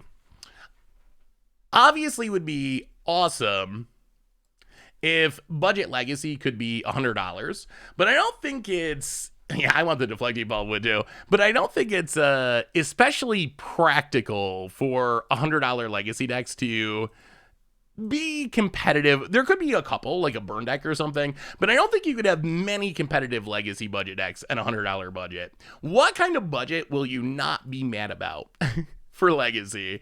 Like, what kind of budget, if you see it pop up on Budget Magic and it's X hundred of dollars, what number would you not immediately yell at me in the comments and say that's not budget and turn off the video?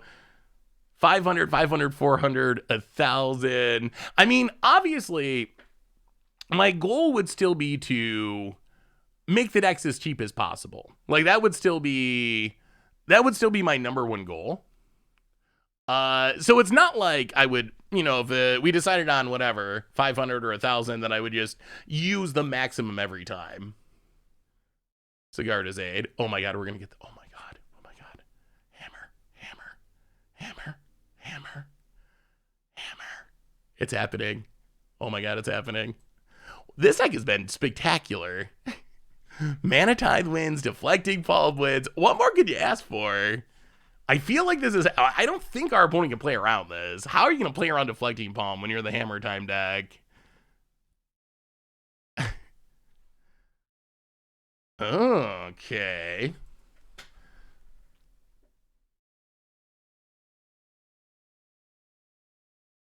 Okay.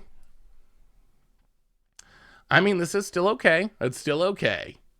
It's not the full win, but it's still pretty good. And it prevents the life gain, which is hilarious. 250 ticks. Yeah, I mean, you could also, that would be another consideration, going by Moto prices, because I think that a huge percentage of the people who are playing Legacy today are probably doing it on Magic Online. So I think that is actually not the most ridiculous idea. The only thing I dislike about it is it's difficult to explain to people who are not familiar with Magic Online. So that's the one aspect that I don't like. Keep it on top. We will pay the one. Actually, you know what? They could have mana Tithe. We're not going to pay the one, just in case.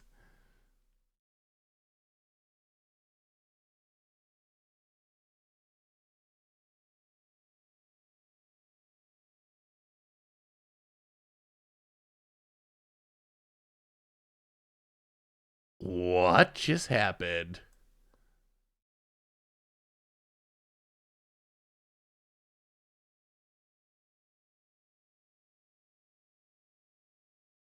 Wow. No, we're dead.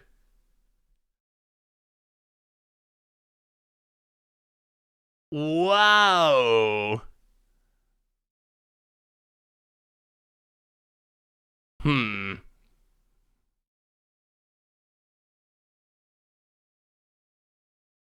Yeah. I mean, this doesn't work now because they have lifelink. Wow, they. Huh. Yeah, drawing that Shadow Sphere was brutal. Wow. No, Stoneforge got a hammer. Stoneforge got a hammer. They just lucked into the Shadow Sphere. Or no, did they? Did they get that with Urza Saga? Wow. I thought we were actually going to get it. I can't believe that actually happened. Wow.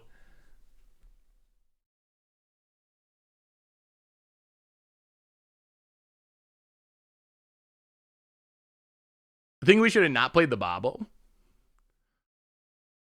I mean, it's unfortunate that it worked out that way.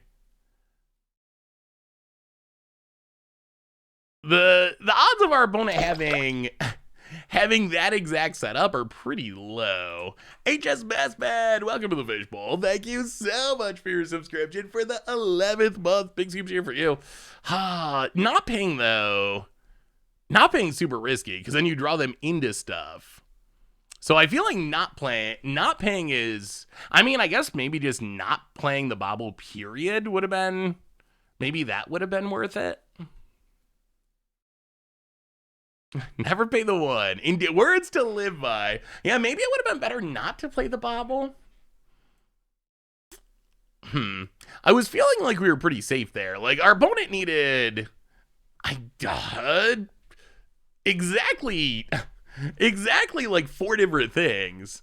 Like, what they did wouldn't have worked if they didn't have multiple artifacts to pup the construct, and they needed to have exactly Shadow Sphere, which is a one of. So I needed like 5 different specific things to win that turn. Man, I don't know. I'm sure there's things we could have done better, but at the same time, I guess at some point you just gotta tip your hat and be like, I don't know. If you got the royal flush, then you got us. I kind of feel like it was one of those scenarios where our opponent just kind of like accidentally had the royal flush and it worked out. I legitimately think the best place to go is looking at budget of top tier standard decks, a standard deck in a popular format, and take that budget as a budget for legacy. So 350-ish would be fair price to call budget for me. So a budget legacy deck would be the same as a tier standard deck. I kind of like that idea. Opponent. Well, this hand is got some Dragon Rage channelers. That's something. We have the Shadow Sphere this time. Opponent. Keep 7. Untaps. And yeah, mono prices are good. They're just difficult to explain. Opponent's always got the Galvanic Blast. That is for certain. Well, let's surveil. Bomet Courier to the graveyard. Pass the turn. We got a lot of removal. Opponent. Deck needs a faster clock. Is our clock really that slow? Opponent dashes a Ragavan.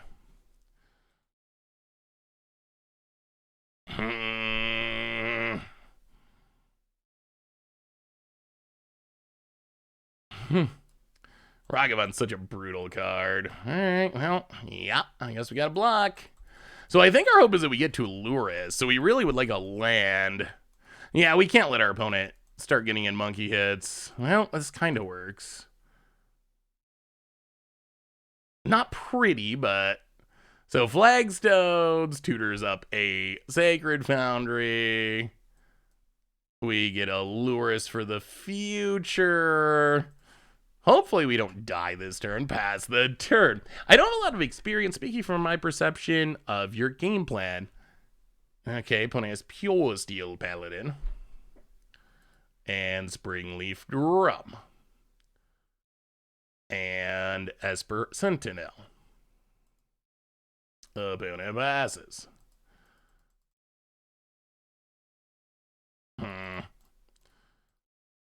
Well, this isn't great, but we got to kill the Pure Steel. And we got to pay the 1. Yeah, all right. Esper Sentinel's like, it's so annoying. It's so annoying to play against. Well, we killed the thing. Your go. Don't kill us. Opponent. Oh, what did you think about the commander ban announcement? They just had the commander ban announcement. Opponent gets their Luris. We would kind of like a land so we could start playing things with the Luris. Opponent kills Shadowsphere. Opponent. Only card is 8 Luris. Can we draw land, please? No, definitely not. So...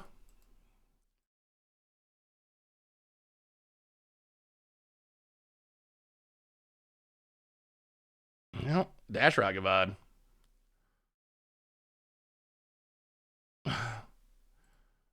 Oh, this is so bad. Dash Ragavad. Is it even worth it? Oh. There were no changes. The interesting part about the commander ban list is how they...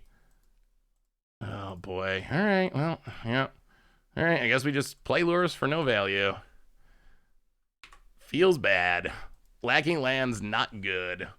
I mean, the problem is if we dash, then we basically do nothing. And that's also really bad.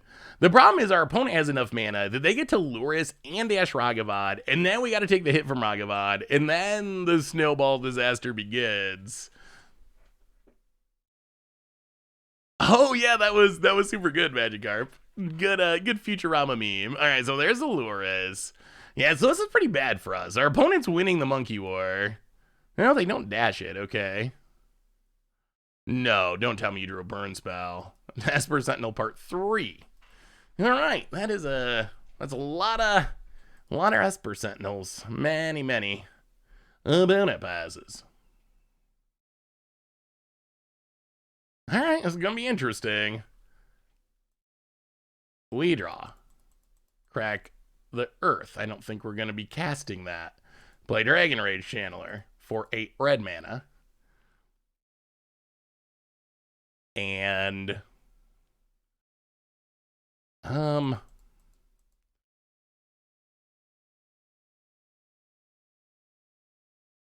yeah, I guess we pass. Feels bad. These Esper Sentinels are kind of just locking us, essentially. So the thing that was interesting about the commander ban announcement, let me see if I can pull it up. I mentioned it a couple times, but let me see if I can pull it up. Commander ban announcement 2022 February. So basically the TLDR is no changes, and they basically said there are several cards that are topics of interest on the internet, but none of them have reached, including Turgid, Dockside, Thassa's Oracle, but none of them have reached problematic levels of play in our target demographic, which is games governed by a strong social contract. The RC feels that all of them can be handled by discussions among players before a game, and that it's not too difficult to draw a line between reasonable and unreasonable uses. For groups where no social contract exists, this is more challenging, but building trust via communication continues to be the best tool for players to create an enjoyable game. So no bannings is one thing. Burning Bush, welcome to the Fishbowl. Thank you so much for your subscription. Big super for you. Thank you. I don't know about the justification, though. I mean, like, if this is the feeling that you can just talk it out with your playgroup, why'd you ban Iona? Why'd you ban it? Why is there any ban list? Like, I mean, like, if this is the standard, that if you have a strong social contract and you're in a playgroup where everyone knows how everyone's playing, like, it's not going to be a problem, then no card's problematic. Like Commander Clash playgroup, our playgroup that we play together all the time, no card would be problematic. You could, like, literally have no cards on the ban list, and when Crim plays them, and everyone, you know, gets wrecked by whatever, Apocalypse or something, Obliterate, then we just, you know, beat him up a little bit, and he doesn't do it again for a while. Like, if you got a strong social contact, then there is really no need for a ban list. The problem is, like, what about whether it's not happening? And I don't know if I like the idea of, like, it does say that it's more challenging if you're playing with, you know, randoms, essentially, where there's no social contract. I don't know if you can just trust communication to solve all those problems, though. So, I don't know. I think that no bannings is fine. I think Dockside could be banned, but we might have to do a podcast about Rule Zero. I don't know if I like how much the default of everything is just Rule Zero. Rule Zero. You don't like a card, Rule Zero. You don't like this, Rule Zero. I feel like it's kind of being used as a crutch almost. Like, no matter what happens, the answer is just, oh, Rule Zero, have a really good playgroup. And it's like, well, sure, if I got a really good playgroup, then I don't need your help. I don't need your help ban list. But what about if I don't have a good playgroup? Like, what do we do there? And I don't think just yelling back Rule Zero every time is actually going to be a solution for the future of the format. So yeah, interesting for sure. Go to combat. I mean, what do you think? And the other thing is, like, if you're playing with randoms, do you really, I don't know. What's your experience with the Rule Zero thing? So you go to play with some random people at a local game store, at a Command Fest or something. Do you have an hour-long conversation where you go through every card in your deck and I don't know, rank them all on a scale of 1 to 10 and then average it out and then try to find someone that has a similar deck? Like, at some point, you probably just want to play Magic. I don't know if people want to have, like, you know, a 15-minute deck tech breaking down every aspect of their deck before they get to play the game of Magic. And the other thing that is problematic with Rule Zero is it's just not so black and white. Like, Dockside Extortionist. Is Dockside Extortionist busted? Yeah. But does everyone know how busted it is? There's definitely a huge difference between my deck is built around tutoring up Dockside Extortionist and having a bunch of ways to blink it so I combo off and win the game right away, compared to, like, it's a pre-con deck. But Dockside is so strong that you could be playing it in a pre-con deck, and depending on how the game plays out, it could still just accidentally win the game, even if you're not trying to combo around it. There's just there's so many variables that go into it, that even if you're honestly trying to rate your deck and do the, like, Rule Zero matching discussion, I feel like it's just so difficult in a 100-card singleton format where the power of a card is so dependent on the board state and what's going on in the match. It's very, very difficult, even for, like, long-time Commander players. I'm horrible at it. If someone asks me to rank my deck on a scale of 1 to 10, I'm so bad at it. I feel like it's almost, like, impossible to do, or at least to do that well. Well, all right.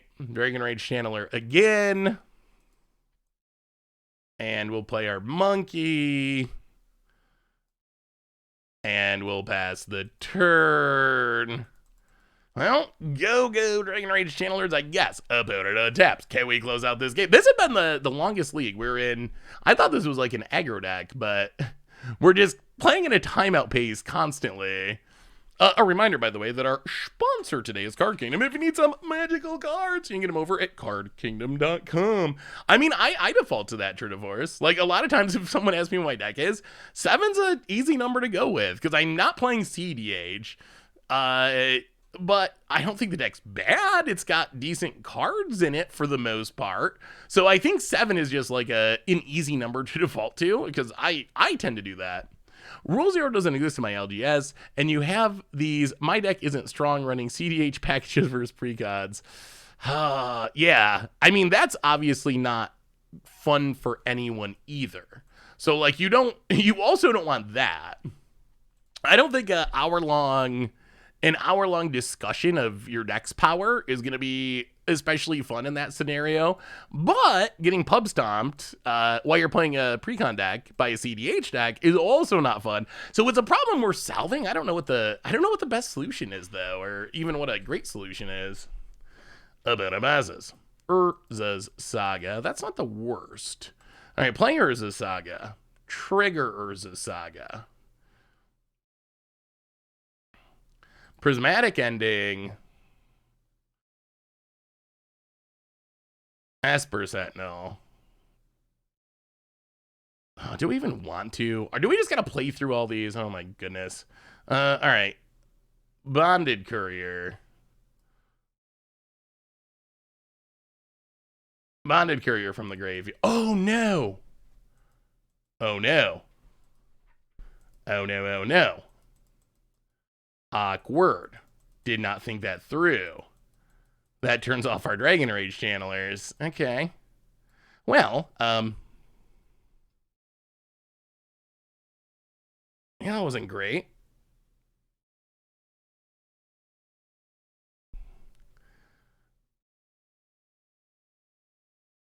Okay, yeah, that was probably a punt. I feel like Crack Earth doesn't do anything here. Yeah, we're just gonna pass for this turn. Yeah, that was a little awkward. We definitely should have attacked first. I just wasn't, I guess, paying attention to the number of cards in the graveyard. We actually kind of wanted the Bonded Courier to stay in the graveyard. Their opponent cracks the Sunbait Cannon. After losing last game, I'm afraid to tap out. Like, I'm afraid to not leave up this wear tear. We would like to start plowing through these Esper Sentinels eventually. I mean, if our opponent blocks, we can get it back in the graveyard. If we crack the Bonded Courier, we lose our hand, which would be bad. Maybe not a clean comparison, but D&D tends to have session zeros to see what builds and playstyles should be used for characters, but D&D has no ban list. Commander having a ban list feels like it does a similar job, and not updating it for problematic cards feels awkward. Yeah, I mean, I would definitely support something like Dockside Extortionist being banned. I think that's a card that really should be banned. So I would fully be in support of that. Yeah, now we're probably going to have to crack the Earth. Even though it doesn't offer that much value, but it turns on the Dragon Rage channelers. Oh, see, this is the problem with Lurrus. We're in this, like, ridiculous Lurrus stall. Well, Urza Saga triggers. We draw Flagstones. So if we float mana, crack the Earth.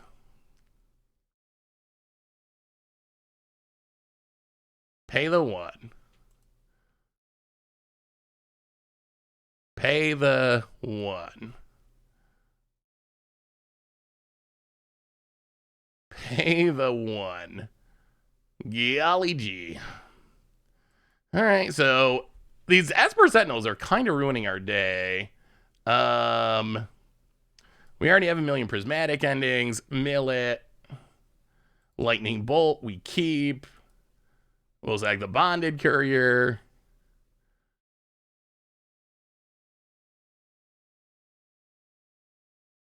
Opponent. Gotta zag something. Opponent just, we haven't run into the great Crack the Earth matchups. It's so much better against like controller mid-range. We keep running into these like Ornithopter decks that just have so much sack fodder that it's difficult to actually get full value out of our Crackers in these matchups. All right, grab a land, go to combat, hit you with the flyers.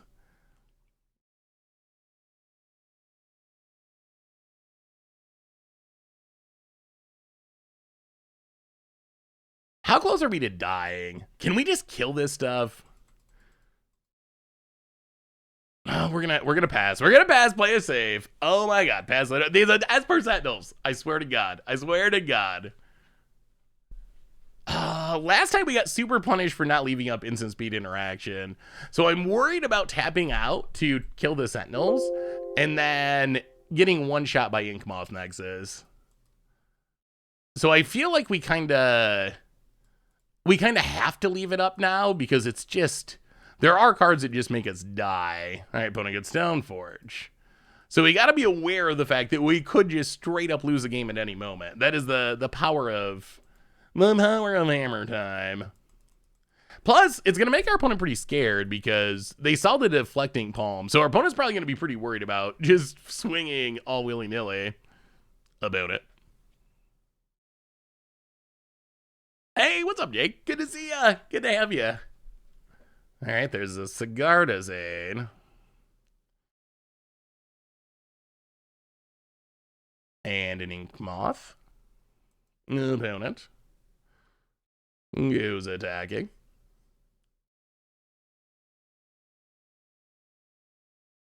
Huh.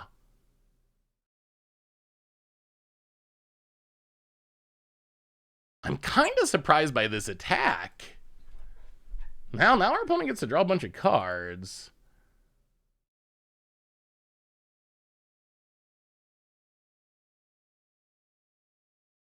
I am kind of surprised that our opponent went for it after they played it so carefully in previous games. I'm kind of surprised that they just fired it off. All right, well, leave the bolt on the top. Opponent gets to draw 2, which is very, very bad. Cannot pay the 1. Opponent, enjoy your new hand. Oh, is there any way we can close this out? So fizzle it. Not dead yet. Opponent, enjoying a handful of cards, plays a Memnite. And even more Memnites. And passes. We draw Lightning Bolt. We float mana with Urza Saga. We tutor up Mishra's Bauble. Mishra's Bauble. Actually, okay, let's think about this. If we could find a Lightning Bolt, we win, right? If we have a Lightning Bolt, we win. How can we do this? So, Prismatic Ending. Get rid of Ragavan.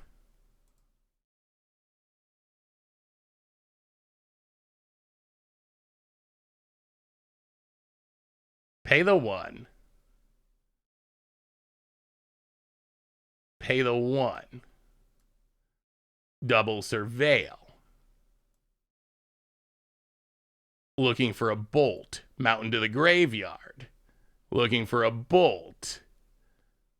Kataki, but we can't draw it yet. To the graveyard. We're going for the win. Okay. So Ragavan down. Prismatic Ending.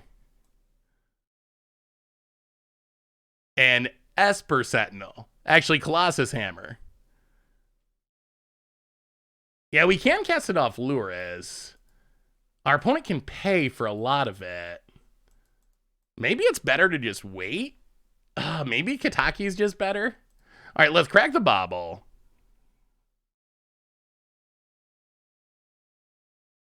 Crack the Bauble. Maybe there's just a bolt on the top of our deck. You never know. There is not. Sacred Foundry. So play Kataki.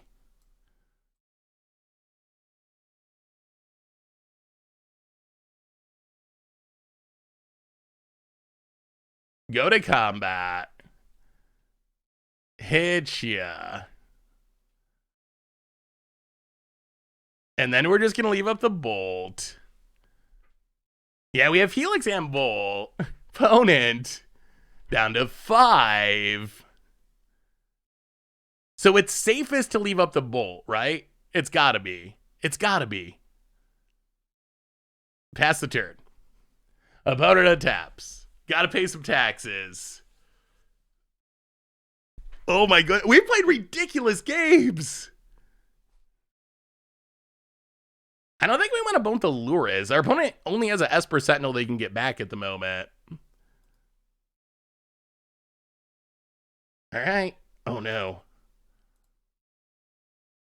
Okay. Opponent's gonna do some paying. Oh my goodness, this is so close. Why do we gotta bolt the Luris?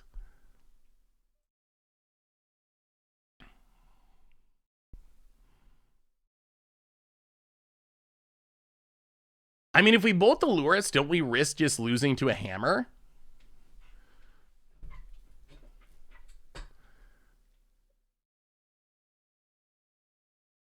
Opponent. We'll see what they sack. We'll see what they sack, and then we'll decide about it. Are you paying for the hammer? No. Are you paying for the Sentinels?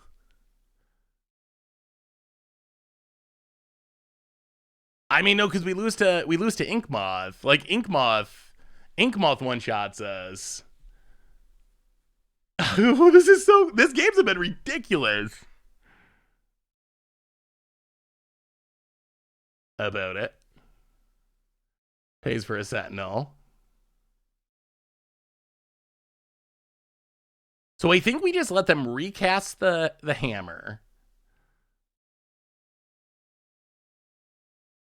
They recast the hammer.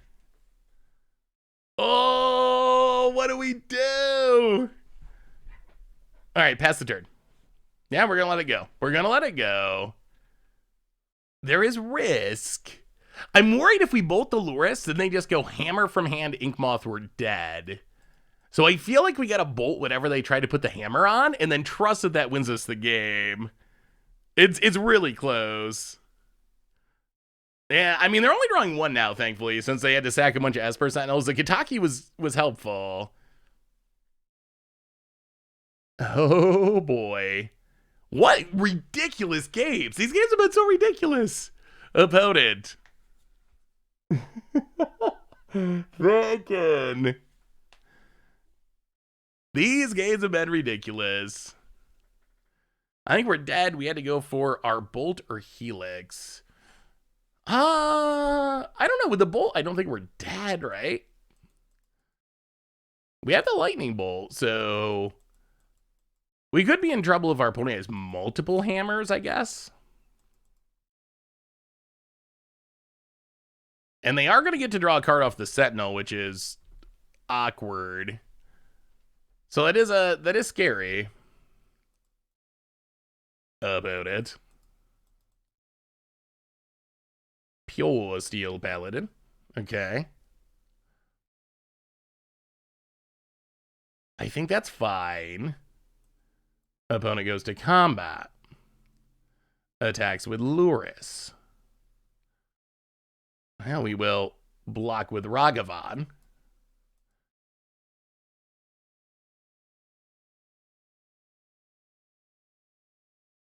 Well, we're not going to be dead. That much is for sure. There's the hammer. Opponent, can they draw another hammer? That is the question. We got to wait for him to target. Sacking hammer would be bad. Wait.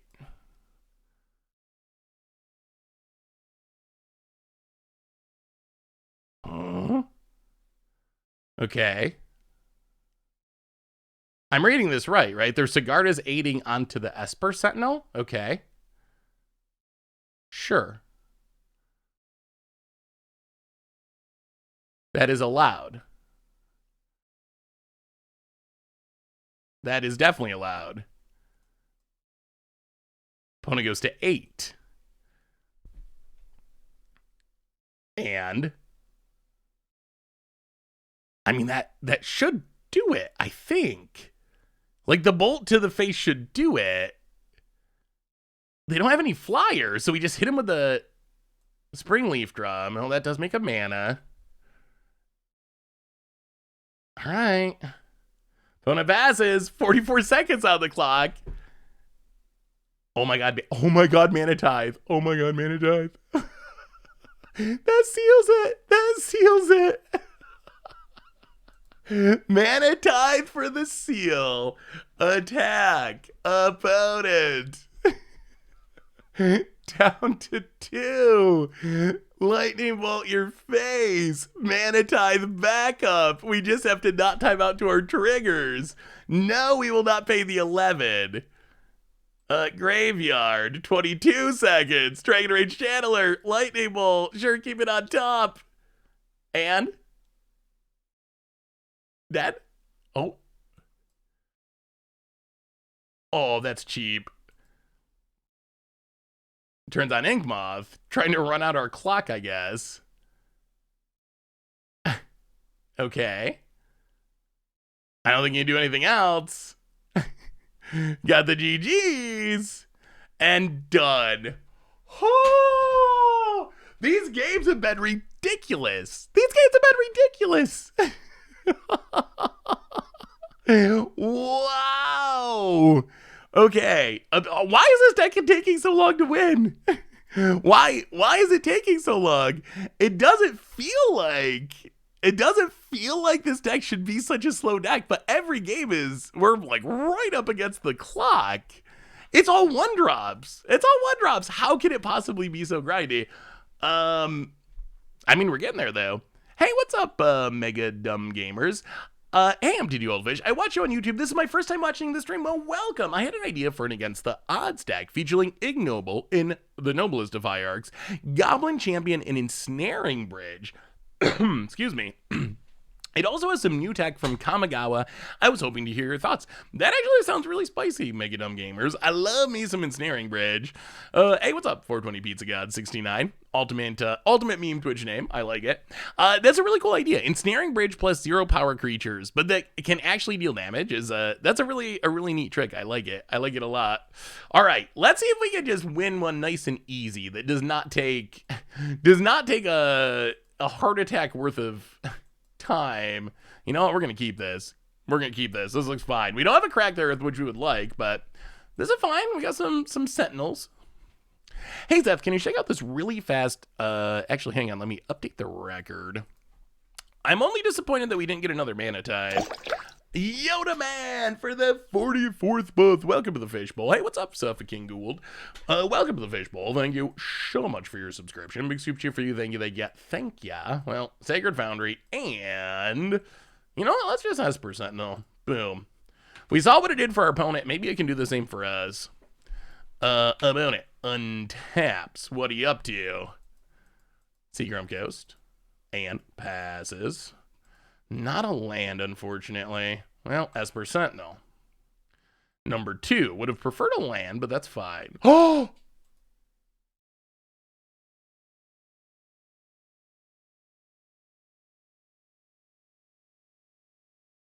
We got... That's... Wow! Okay, got us. Do we add one to the Mana Tithe? I was not expecting that, especially from a blue deck. Blue decks normally do not play Mana Tithe. Wow, maybe that's next level. Because they're a blue deck, I don't expect that they have Mana Tithe. Because they could be playing real counters, and then we get punished as a result. Oh no. Oh no, where's our lands? Where are our lands? They're not in our hand, that's for sure. Well, make a blood token. Could potentially sack that in the future. Hit you with the Sentinel. That's -1? Oh, we don't want to lose one. We can't go -1 because we got hit, can we? I was definitely not expecting that.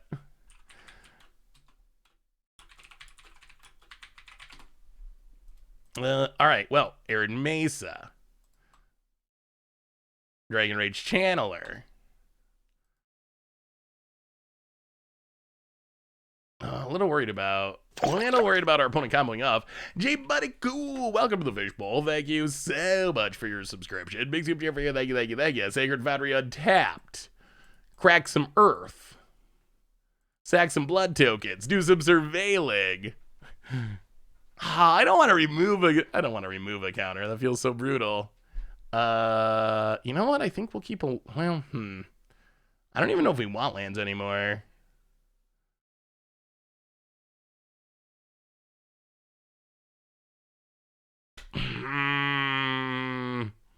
Yeah, put it to the graveyard. Sack the blood token. I don't know if I've ever seen a Mana Tithe before. I don't know what happens. Meadow's brain explodes. Live by the tithe, die by the tithe. Indeed. I mean, gotta respect. Opponent gonna pay for the tutor. We don't have a lot of ways to stop our opponent from comboing off, which is probably going to be a problem. I assume they're like got to be ad nauseum or something similar. Modern Kroll combo. Ooh. So we're looking. So Kroll, when a creature, non-token creature dies, if it was equipped, you bounce it back to your hand. So if you can get Ronin Warcrub equips, and then Altar of Dementia sacks. So Kroll, play Ornithopter for War Cub, sack it, Ornithopter again and again and again. That's spicy. And then if you have Impact Tremors, you could also win the game with another sack outlet. That looks super cool, Holy. I like it. Ooh. Yeah, I mean, we got the third land anyway, I guess. I just think we're about to die. We need ways to stop our opponent from like just comboing off and killing us. And we don't currently have any of those. Is there any way we can get lethal? I think we play Epicure. Make a blood. Opponent goes to 9. Well, we'll see. 3, 4, 5, 6, 7, 8, 9. Maybe? We are presenting lethal. It is a lot of pieces, but R.Y. Pat, welcome to the Fishbowl. First time sub. Thank you so much. Big super cheer for you. Thank you. All right, opponent's passing. Well, we're definitely going to get rid of the Shadow Sphere. More lands. Well, thin the deck. I mean, we're still kind of maybe presenting lethal. About it. Ragavan. Well, play the land. Dash a monkey.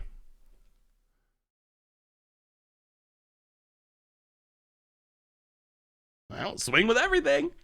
I don't think I've shared this with you. My friend who plays Modern Storm for the last 5 years helped me build this. Ooh, let me see, Naz. What are your thoughts on the power level of the Azorius Vehicles Precon? So, like, playing the whole Precon straight out of the box, how strong is it? You know what we got to do sometime? Actually, what do you think of this for a podcast topic? Would you listen to this, or is it too far out? What do you think of Commander Precon tier list? Where we actually would tier rank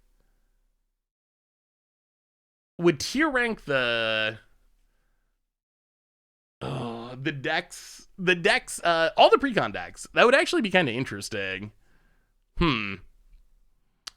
Maybe we do that. As far as the power level of the new Precons, I do like them. I don't know what we do here. What is our... Maybe I'll pitch that to the rest of the crew and see. Maybe we can do a Precon rating. So opponent's ad nauseum. That means our opponent has Angel's Grace. If we cast the Bolt now, that could force the Angel's Grace out of their hand to make it less likely they can combo during their turn. So I think we got a Bolt now, even though I'm expecting this not to actually work because of Angel's Grace.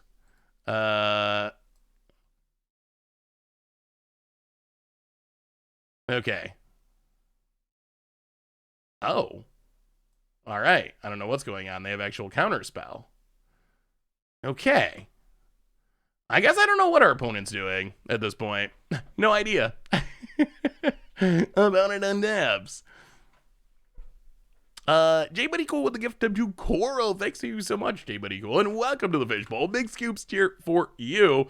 How do they make that mistake? How does Wizards put two of the same land in a commander precon? I might do a top 10 list of Wizards 10 biggest punts, I guess. When it comes to stuff like that, and that would be pretty high. Like, that is, how do you even, it blows my mind. It blows my mind. It actually blows my mind how Wizards can make that mistake. I really don't know. Like, that's a big one. That's a big one. How do you build commander precons and put two of the same cards in it? No more preview cards. I mean, we're through preview season for now. Although, top 10 blunders Magic would actually be kind of funny. Hydra still gets me. I don't know if Hydra would make the top 10, but Hydra. I assume our opponent's playing Ad Nauseam. That look like Ad Nauseam cards, although counterspell's kind of weird, and Ad Nauseam hasn't been a heavily played deck in Modern. Let's look up. Maybe that's what Ad Nauseam. I haven't played Ad Nauseam in a while. It used to be a top tier deck, but it's been a minute. I don't know. What else could have Profane Tutor? Monster CC! Oh, I'm super hyped for Kamigawa too. Looks so good. Welcome to the Fishbowl. Thank you so much for your subscription. Big super cheer for you. Thank you. I mean, I guess we're going to assume Ad Nauseam, even though I really don't know. It could be some brew. Mossfire Valley in the commander decks. Somehow, some way. At least it has sweet new art. Wait, is it Mossfire Valley? It's got to be. Yeah. Mossfire Valley, Kamigawa Neon Dynasty Commander. Yeah, the Gruul deck has 2 copies of this. So I guess if you buy the precon, you got to take one of these out and replace it with probably a basic or something. I mean, the good news is it's probably a benefit for players in a weird way, other than it's going to be confusing for new players. Like, that part is less than ideal, but yeah, I think we just want probably artifact destruction. I think land destruction's fine. We should have sideboarded probably a little earlier. All right, let's try something like that. What's the precon deck name? What is the precon deck name? Ooh, Hellstorm looks fun, Naz. Kind of mono red storm. Well, Urza Saga's strong, but I don't think it's strong enough that we can keep just 2 Urza Sagas. So probably going to mulligan. Yeah, Mono Red Storm looks spicy. I've never really seen Mono Red Storm in Modern. I've seen Mono Red Storm in Legacy. Well, we got a crack.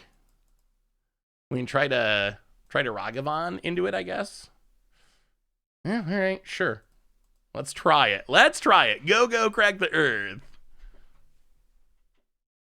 Mana Tithe has been really good so far. We've gotten some good Mana Tithes, and we've only played 2 matches somehow in over 2 hours of stream time, because we've just played. Come on now. We're going to be back down to 0 Mana Tithes in a minute. Because we've just played some insane games. I have no idea what our opponent's deck's doing. Maybe they're just a control deck. I have no idea. Someone else that loves Mana Tithe. Our Mana Tithe counter is dropping rapidly as our opponent just keeps Mana Tithing us. How about it? Taking some damage. What would you recommend to create a Pioneer deck or a Modern deck in paper? Oh boy, that is a tough one. So, so much stuff and nothing to do. All right, Urza Saga can make dorks at least. So it really depends on your budget, number one, Zebula. Modern is much more expensive in general. So if budget is a concern, Pioneer is more affordable. I think it also depends on I think it also depends on your local area and where you're going to be playing. I think some places are going to have a much more stronger pioneer scene. Other places are going to have a much stronger modern scene. Overall, modern is the more popular format. So that is worth keeping in mind, I guess, that modern is more powerful. There are some good modern budget decks. 12 Whack is definitely a good one. Opponents. Dark Slick Shawaz. I really want to make a construct. I feel like a construct is going to fuel many of our plans. Construct, Cracked Earth. If we draw another fetch, then we could also Boom Bust. Just go on the mana attack plan. Have not run into Tron. We've played actually all bad matchups, but we've managed to win them in some ridiculous games. These matches have been insane. I feel like we need to make constructs. The constructs, I think, are important to fuel the Crack the Earth. We'll get them. We'll get them with a boom. Don't worry. And it's possible that we just get to 6 mana and get them all. Is this deck back from 2015? Is it? I mean, the spells look like 2015, but then if you look at the creatures, it's like all modern. It's like all Modern Horizons 2 stuff. Yeah, we're waiting for priority. We're going to make a token as soon as the Fats gives us the opportunity. Oh, is the archetype making a comeback? So someone put up a finish with this Mana Tithe, Boros, Boombuzz, Crack the Earth deck. So I guess it's sort of making a comeback. It's like 22 creatures with 2010 spells, like real old school spells. All right, so make a construct, untap, see what we draw, bobble.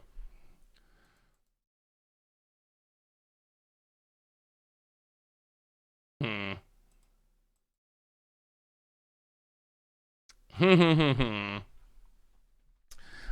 do want to leave up the Mana Tithe.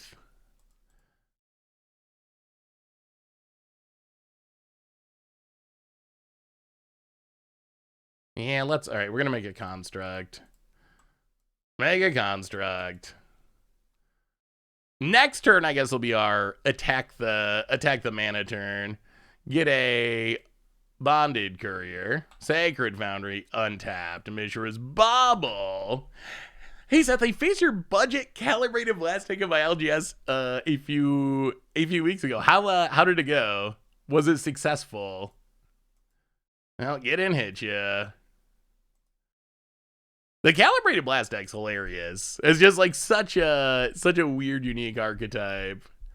Opponent down to 14. Well, pass the turn. Lantern Control's kind of back too. I mean, for all the complaints about Modern Horizons 2. Okay. I don't know what our opponent's deck's doing. Spell Pierce, Counterspell, Mana Tithe. Are they profane tutoring up Mana Tithes? Is that what's going on here? Unown it. Phyrexian Unlife. All right, so it appears that our opponent is playing Ad Nauseam. Just, I don't even know. Just in a really weird way. All right, well, Aaron Mesa.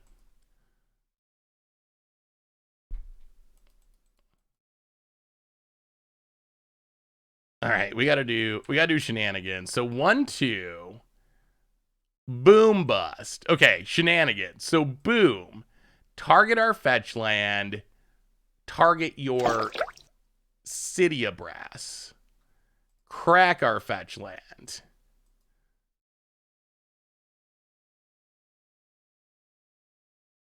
Opponent. Spell Pierces. Uh-oh. Uh-oh, opponent. Uh-oh. Mana Tithe. Add one to the counter. Aha! Okay, got him back. Revenge. Arid Mesa grabs us a Sacred Foundry untapped. Opponent loses their land. We go to combat. We attack our opponent. Exile a card to the Bonded Courier. Now we crack the Earth. Opponent, what would you like to sack? Oh, up to number 5. So I don't think we're going to break the Mana Tithe record. The Mana Tithe record is a massive 17 playing Historic, which is insane. But 5's not bad, and the deck's working. Opponent, yeah, all right, do your worst. With only two mana, it should be hard for our opponent to win. Serum Visions. About it. It's the Bonded Courier. That's been its name for forever. About it. Oh, another Crack the Earth. Go to combat. I wish we had enough colors of mana that we could get rid of that unlife. Go attacking. Exile a card to the Bonded Courier. Opponent goes to -1. Well, we will crack the Earth.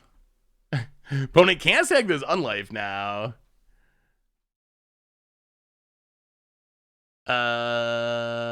Sack the Sacred Foundry. About it. Untaps. And it's been ridiculous. Everything about this is ridiculous.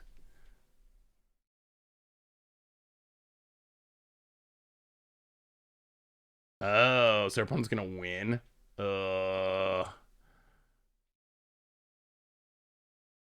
Exiles their entire deck. Well, I mean, okay. Unfortunate. Well, now we know what our opponent's doing. No. They have 1 Mana Tithe? They have 1 Mana Tithe. They have 1 Mana Tithe, then they draw every single game. Wow. All right. Well, now we know. Now we know what our opponent's doing. I mean, oh, yeah, I guess we could have, you're right. We could have sacked, uh-oh. Okay, we wouldn't have drawn any, wait. Okay, we wouldn't have drawn anything. You're right. We should have sacked it. You are correct. Thankfully, we could see what we would have drawn, and those 3 cards would not have changed anything, but you're right. We should have spun in hopes of hitting a, huh. How do they always have their 1 Mana Tithe?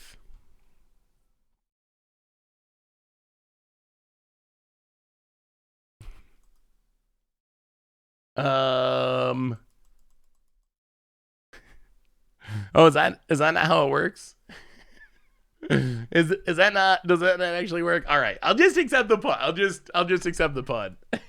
All right, maybe Prismatic Ending's not actually good because it can't hit stuff that cause the amount of mana that we need to actually matter in this matchup. Kataki, they're not even playing artifacts, are they? So this is not an artifact. Normally these decks are all about the artifacts.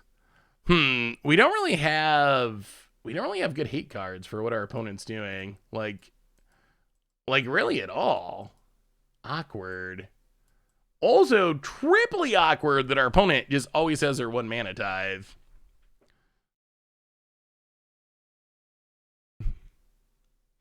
All right. We get to play first. Lure is revealed. Oh, another one of these unkeepable hands, unfortunately. Oh, Mana Tithe's so sweet, too. All right, well, this one we'll keep. We will put a... Ha.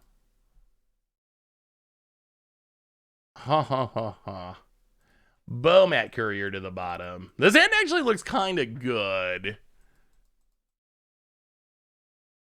Ragavan, crack the Earth your first land. We're going to try it. Sacred Foundry untapped. Monkey. Pass the turn. About it. Darkslick Shores. And passes. Oh my god, and the boom. Well, Arid Mesa. Go to combat, attack you. Opponent, this is the start that we want. Hit ya. Get a treasure. We steal spoils of the vault, which we will not be casting. Now we will crack the earth. Get rid of your only land. Sack the treasure. No mana tithe to worry about. There are spell pierces. All right, well, in that case, we'll get the land. Up our mana tithe count.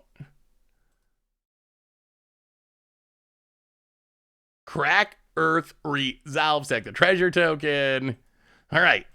Oh, that's another one. That's another one. Pass the turn. About it. Land. So a fetch land would be sweet. If we draw a fetch land, then we can do the boom bust trick. Well, in that case, I think we just play Bowmat Courier. Go to combat, attack with both. Hit you. Get some cards. Get some treasures. Yeah, our 1-drops draw a lot of cards. Well, get rid of the Profane Tutor, playing Esper Sentinel. Pass the turn. All right. I mean, we got a plan. Will it be enough? Who knows? The Gentleman SC. Welcome to the Fishbowl. Thank you so much for your subscription. Big super cheer for you. Thank you, thank you, thank you. Yeah, the old version of Ad Nauseam was Simian Spirit Guides into Lightning Storm. The new one, there's no Simian Spirit Guides, so the new ones are very, very much about the Thassa's Oracle, exile your entire deck kill. All right. Oh my goodness, that's so good. All right, go to combat, attack with I think we're getting pretty close to a flawless victory at the moment. Hit ya. Steal some cards. Opponent takes their beats. Gonna be hard for our opponent to win without having lands. Urza Saga triggers. We will boom.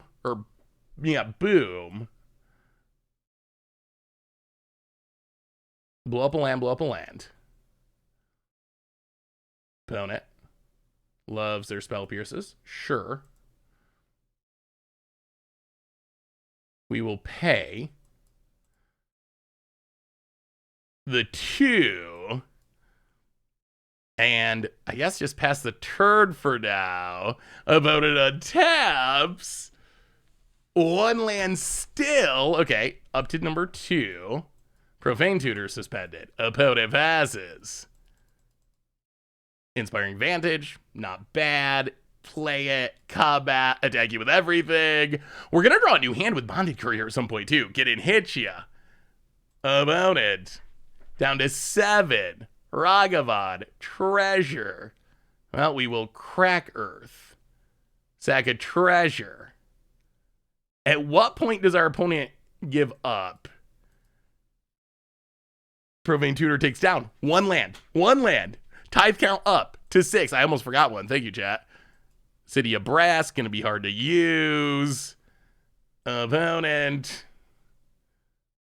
passes. Well, we will Urza Saga make a dork. Untap. Draw. Come on, one more crack. One more. Oh, Bolt. Bolt's not bad. Bolt's not bad. Now float the mana. Urza Saga gets a bobble. Go to combat. Attack you with everything. And dead. Oh! 3-0. 3-0. We cracked some Earth. The grindiest, craziest games. Oh my goodness. This league has been wild. This league has just been absolutely wild. We finally found a deck that the land destruction can punish. Bearby is going to be eaten tonight. Oh my. Yesterday I had the longest recording day. Yesterday, yes, deck's actually been really good. Yesterday, I recorded Legacy Top 10 at 8 a.m. in the morning.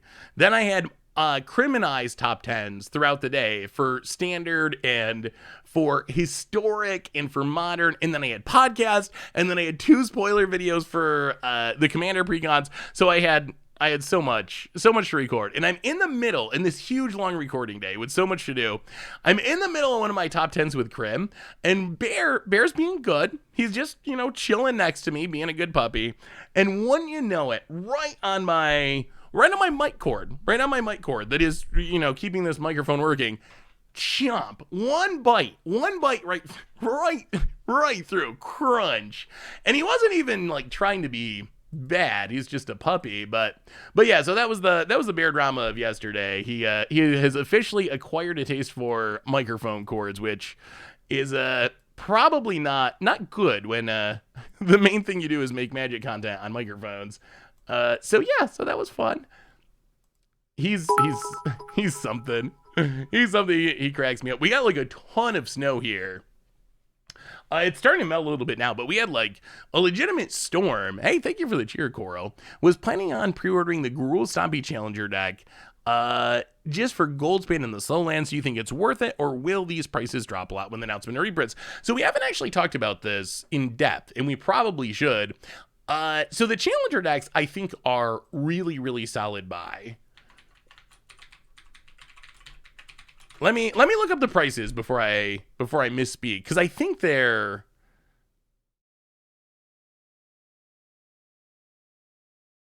pretty. They're around $25, around $25 a piece, give or take. You should be able to find them for somewhere in that price range. So let's say $25 a piece. If you look at all right, let's play this in Surveil. If you look at the decks, yeah,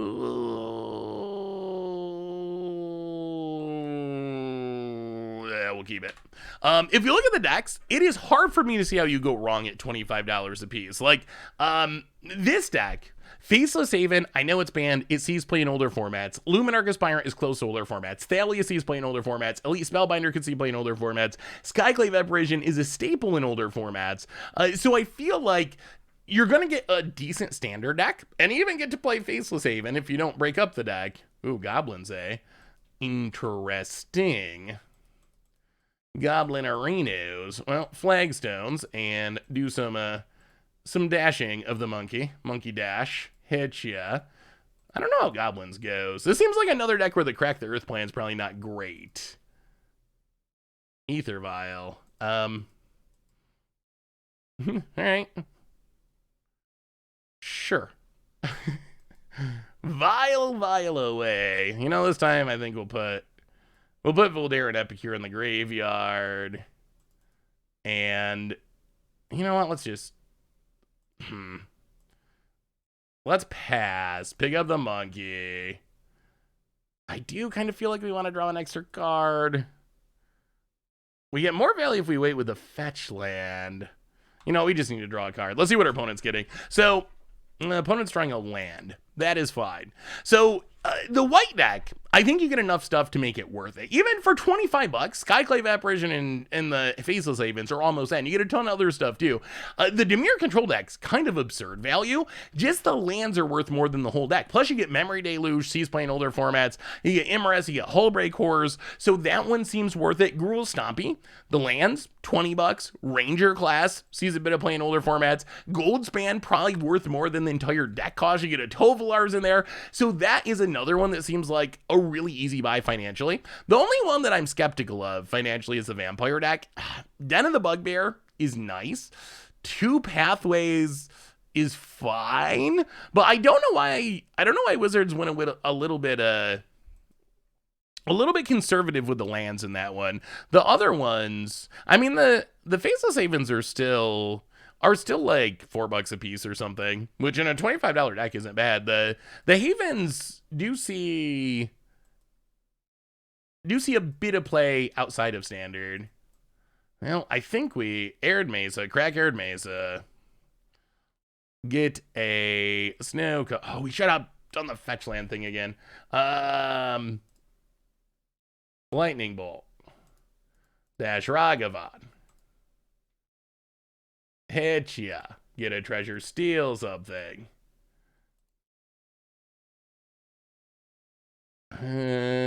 Okay. Bobble. Yeah, crack it. Take a peek. Another land. All right, pass the turn. Pick up the monkey. So yeah, Faceless Haven sees a little bit of play outside of standard, so I think it's good enough. Well, let me see, Naz. Yeah, we're gonna vial in the Sentinel. I guess we can just do it now. I mean, I guess Goblins is not likely to play a bunch of non-creature spells, but it's boom, eh? Interesting about it. Blue-red Scry. Oh, I want to play this Scry Commander for a while, and I just haven't done it yet. So yeah, that actually does look like something I play as. Just based on that, this turning your Scries into draws is just such a cool idea. Another boom. Well, 1, 2, 3. Luris. Pass the turn. Well, all right, we're gonna see. Goblins does scare me. They could combo off. About it. Are you going to pay the Echo? Yeah, it looks cool, Nez. So what's the first legend you're building around, chat, from Kamigawa? Is there one that sticks out? Oh, boy. I think for me, it's probably gotta be...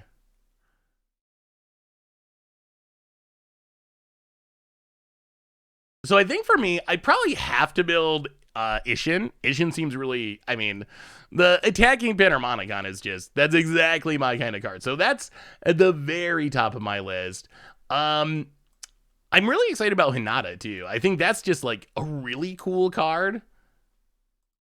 Ooh, Junji, the Black Dragon is a sweet one as well. Vile stays. Play Luris. Play... We need to draw removal. Play Mishra's Bobble. Crack Mishra's Bobble. Alright, pass the turn.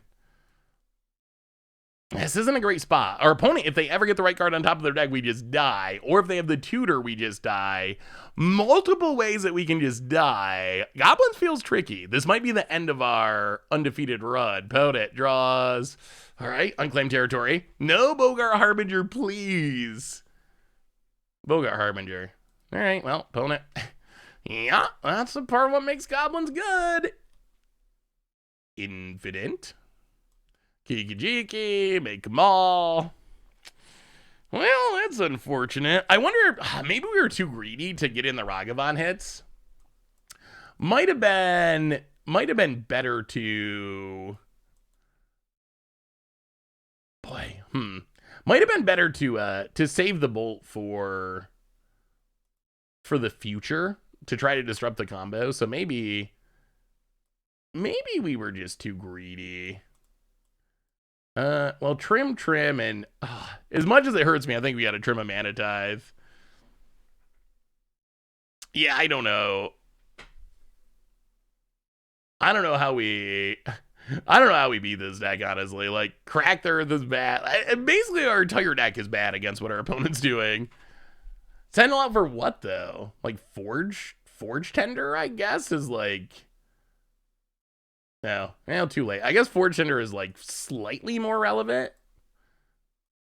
Well, that hand's not gonna do it. But yeah, I feel like this matchup is, it is a brutal one. Brutal. We will put a Mishra's, actually, might need the card draw from Mishra's Bobble. Our stuff just gets blocked so easily. Now, let's go Shadow Sphere. I mean, if we're gonna lose, we're gonna lose triggering our... We're gonna lose triggering our Mana Tithes. We're gonna up our Mana Tithe counter, at least. Even in a losing effort. We don't want this Epic here. All right, bobble, crack it, see what our opponent's drawing. It's blood crypt, sure, pass the turd. My brother has goblins and legacy, so he refuses to play this combo and plays lightning crafter combo instead. Ooh, I'm kind of curious. Do you know how that combo works? Let me look up lightning crafter. So I know lightning crafter is the champion of goblin thing. Let me look at the actual text and I'll see if I can guess it. So, Lightning Crafter champions a goblin or shaman and tap it to deal 3 damage to any target. So champion means you essentially kind of oh, we drew a land. There's a saga. Well, I guess we dash the monkey. Hit ya.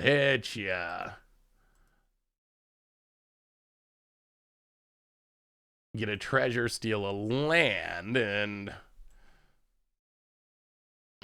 this is so bad. So bad in so many ways. Pass the turn, pick up the monkey. What is the combo? I guess I don't know. I didn't know there was a goblin deck with lightning crafter combo. Is there a way to, so are you putting are you putting it on Spark whatever? That's the only thing I can think of that'd be kind of like a combo.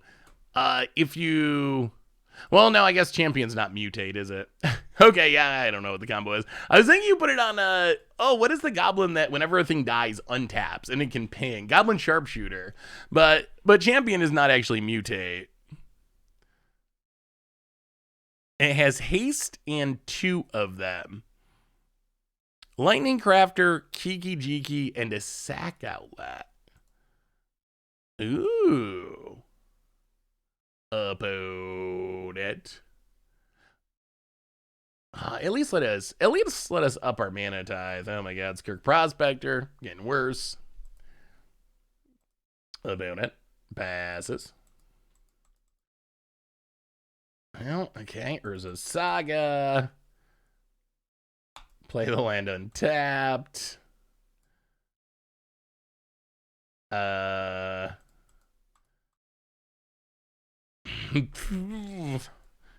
feel like nothing we do matters. Like, no matter what we do, that we just aren't going to be able to beat this deck. All their random dorks just block all of our creatures. Their Ether Vial gets around Mana Dive. Their dorks get around Crack the Earth. It's like if you could build a deck that lined up well with our deck, it would be that one. That's a sweet combo. I've never seen that. I mean, I guess Kiki goes off with basically anything. So that makes sense that it involves Kiki Jiki. I don't know what we do here. Do we even have an option? Like, Cracked isn't that good. I guess we can cast it. It does. I assume they just sack the Prospector, but they got this Ether Vial on 1. So they can probably violin something to Ether Ragavan. I mean, we got to cast it if it's in our deck, but I mean, Manatai's legit. It's legit. Busted. Really? Opponent has Mogfin. You know what else is really good against our deck? Mog Fanatic. Also pretty good. All right, opponent. What would you like to sack? Loads of mana. Sacks a land. Well, all right. Yeah, Dash Ragavan. That's all we got. Attack you. Would you like to block? Mog Fanatic, I think, is actually a pretty good card at the moment. It's so good at sniping. I mean, it snipes Esper Sentinel, it snipes Dragon Rage Channeler, it snipes a Ragavan. Like, if you look at a lot of the early game drops that are played, it actually just kills them all. So I actually think it's, like, unironically a good card that just no one plays for some reason. 1-2. Make a 1-1. that will grow at some point. Pithing Needle. Name Ether Vial. We're going to make you play it fairly. Urza Saga. Bonded Courier. Hit you for 1. I mean, maybe. We shut down the Vial, which is big. That increases our odds of mana tithing, at least. I'll give it that. I don't know if it wins us a game, but it increases our odds of upping our mana tithe count. I'm on it, down to 15. Vial. Ticking up. Tithing in Modern this time, along with Crack the Earth, opponent, Bloodstained Maya. Oh, Flame Jab's another good one. The Dredge one, too, that gives -1/-1. That seems reasonable if you're in a graveyard deck. There are answers. I think a lot of the issue with Ragavan is it's one of those, like, feel bad kind of cards. Like, is it just too powerful? Maybe, maybe not. I mean, it is very powerful. But is it just, like, too powerful? I don't know. But it does feel bad. Just like the snowbally aspect feels bad. So I can see why it's very disliked. All right, go attacking. See if our opponent chooses to block. All right, in that case, I think we sack and discard, unfortunately, the Mana Tithe. I think we'd rather hit removal. Well, All right. We did not hit removal. But we made a construct. Yeah, we could use a bolt. The Snoop is coming, and the Snoop can go infinite pretty easily. Yeah, fair Dark Blast. Dark Blast, the monkey assassin. Opponent plays a Snoop. And Gore Marshall. Well, 1, 2. Make a construct. Get a Shadow Sphere. Play a Bobble. Land untapped. Esper Sentinel. Go attacking. Opponent blocks. Oh, they're just going to combo. So we got to crack the Bobble in hopes we hit it. Come on. I don't even want to look. We're going to target our opponent. I don't even want to see. I want this Lightning Bolt to come off the top. Lightning Bolt off the top. Keep us alive. Sentinel. Oh, why not trampling? Because I feel like the biggest problem is us dying right now to our opponent going infinite. Like, if we survive, we're going to win. But I'm not sure we survive our opponent this turn. Yeah, game. Yeah, I mean, that's the problem, is our opponent is playing for going infinite. So if we, like, hitting our opponent for non-lethal trampling damage just does nothing against infinite. So I think our only shot is to hit a removal spell to break up the combo, and we didn't do it. If we could have lethal damage by equipping, that would have been good. Would Needle on Snoop help? Yeah, Needle on Snoop is good. Although, at the time that we needled, I think Ether Vial was the correct choice. I don't know. I mean, Needle on Snoop is definitely good. But when we're blowing up lands and our opponent has Ether Vial and we have Mana Tithe in hand, and like the Ether Vial is really, really good against us. So I think at the time I still feel like Pithing Needle was probably the better choice. But I mean, who knows? Who knows how it would have played out? Well, one more from the grindiest game. Hopefully we can get another Mana Tithe, and it would be sweet if we got another win.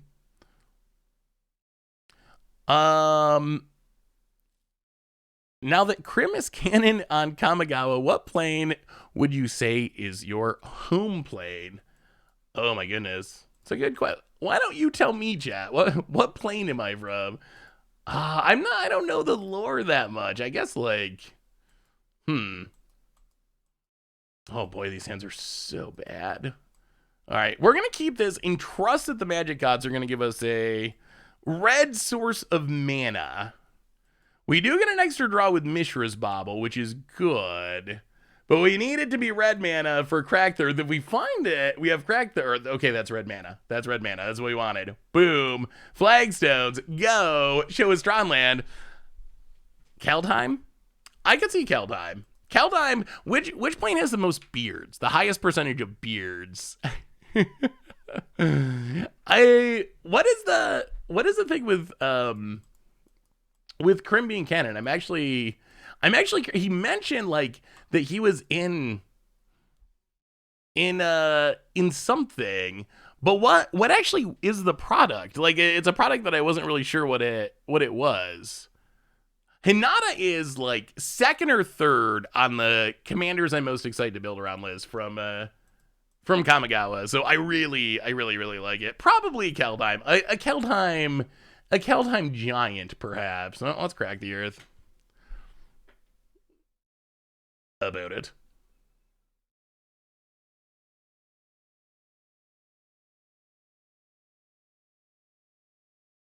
It's a promotional game they made to hype up Neon Dynasty. Oh, is it like an actual like game? Like a physical game? It's a visual novel. Usually they are dating sims, but they can be other games, other things too. Wow. Okay. Well, I mean, I guess that. Oh, they're playing the Cascade deck. Okay. Okay. That's not good. That's not good. Dominaria could work. I'm gonna have to find this novel so I can look up Crib. Definitely interesting. Yeah, I mean, our opponent 2-for-1 themselves to not get cracked, so I guess we accept that. Oh, snow-covered plains, Asper Sentinel. Boom. You and you. Just lose a land, opponent. Just lose a land for once in your life. All right, we actually hit a land. We're gonna have to keep blowing it up though, because once they get to Cascade, bad things happen. All right, land tapped, pass the turn, Sentinel for protection. One thing I would say about this deck is I actually do love New Phyrexia.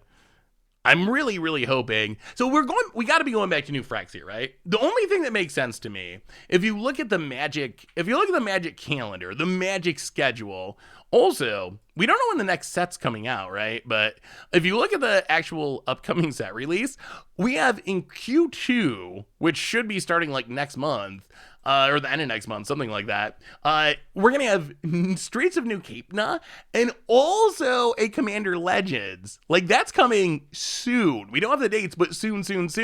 And then we got Q3. Dominaria United along with Double Masters, Q4 Brothers War Jumpstart, and Infinity sometime in there. It's going to be an insane year. But the only thing that makes sense to me, looking at this schedule, the only thing that makes sense in thinking about the cards, in thinking about Jin Gataxi is showing up, thinking about Vorinclex, seeing the completed Phyrexian mana mechanic, what's got to be happening is we have random Kamigawa. We have this random gangster set. Then we go back to the Brothers War, and it's gotta be that the start of 2023. It's gotta be going back to Phyrexia. It's gotta be. That's the. I mean, what else? What else could it possibly be other than a return to New Phyrexia, which I'm pretty excited about because I love New Phyrexia. I've always loved artifact sets. I've always had a soft spot for Mirrodin ever since that was the first set I played with. When I had the big box of Magic cards that my roommate brought from his mom's house when I first learned to play, that was a big box of original Mirrodin. So I've always loved artifact sets, even though they're broken. I've always just loved Mirrodin. So I'm hoping for a return to New Phyrexia, a return to Mirrodin, whatever it would be. I think that'd be really sweet.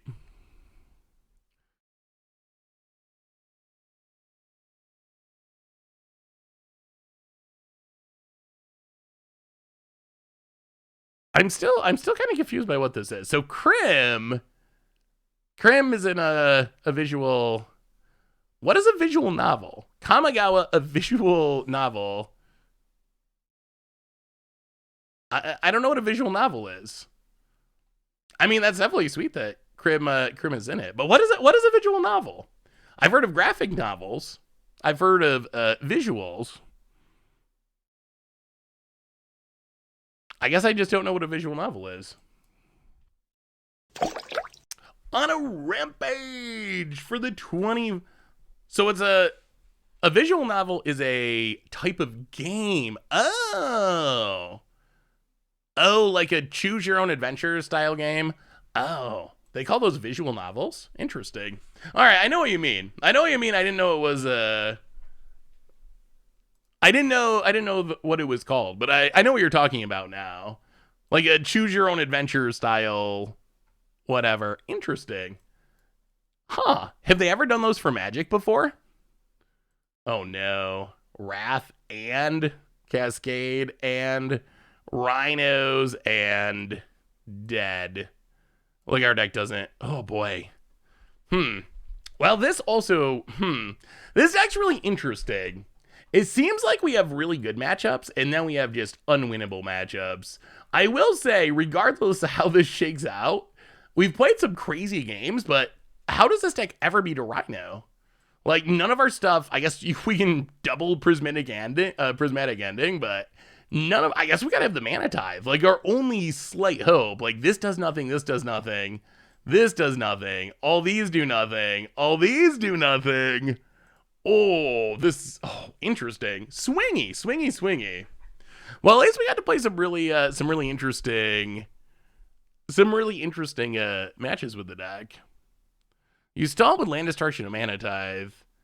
I mean, they only need to get to 3 mana, though. It's not like they got to get to a ton of mana. If they get to 3 mana, they get 8 or 10 power of Tramplers. So I think, like, yeah, there's no Engineer Explosives. A Rhino's only a 4/4, though. Like, fizzling a 4/4 attack, I don't think does enough with Deflecting Palm. Deflecting Palm's really good against really, really massive attackers, like big Voltron-y threats. Yeah, I wonder, the sideboard's interesting to me. I feel like maybe the sideboard's a little bit too narrow. It seems like it's got a lot of stuff for hammer time in, like, specific matchups, but doesn't have stuff for every matchup. All right, well, go Dragon's Rage Channeler. Opponent. Chalice seems like a good idea. Yeah, some sort of Cascade Hay. Chalice or ways to blow up the Rhinos on the board would probably be good. Thoughts on Halana and Alina partners in Gruul Pioneer? I think that it could be.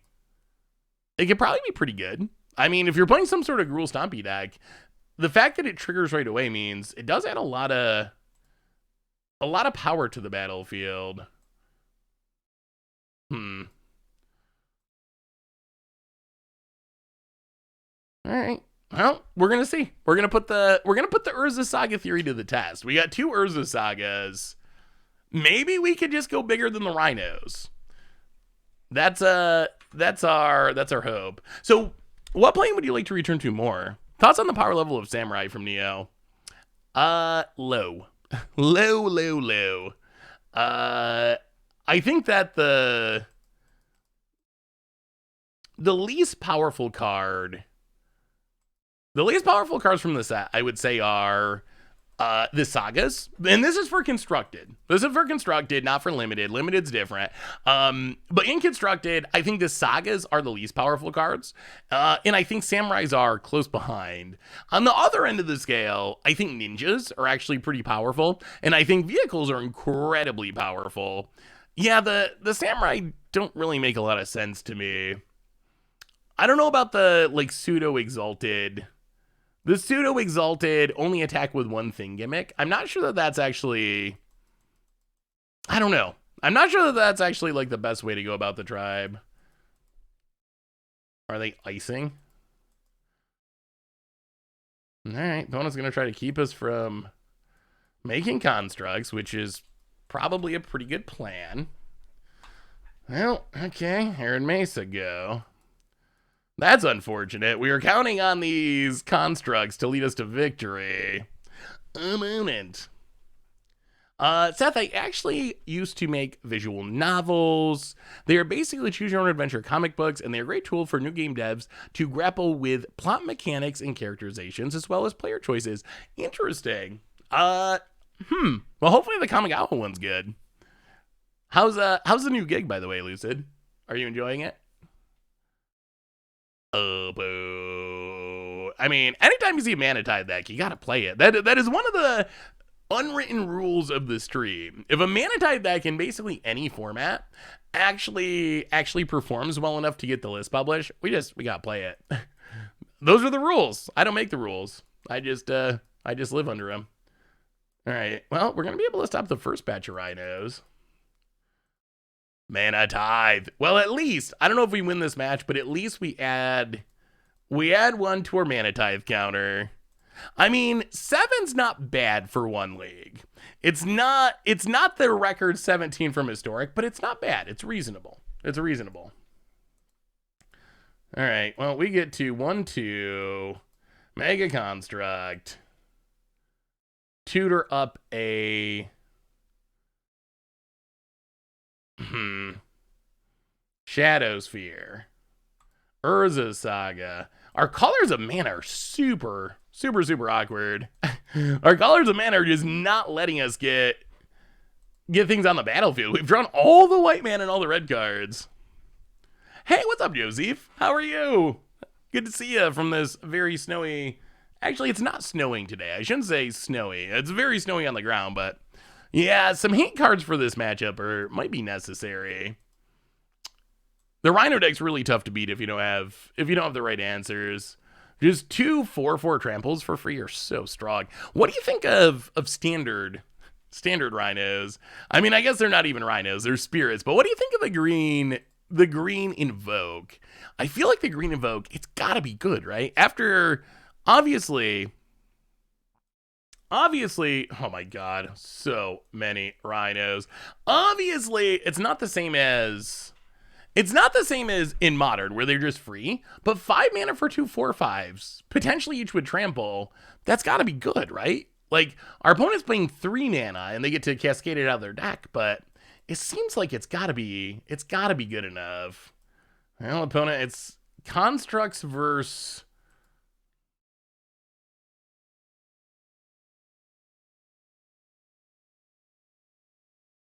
Constructs versus Rhinos. So, well, play the land.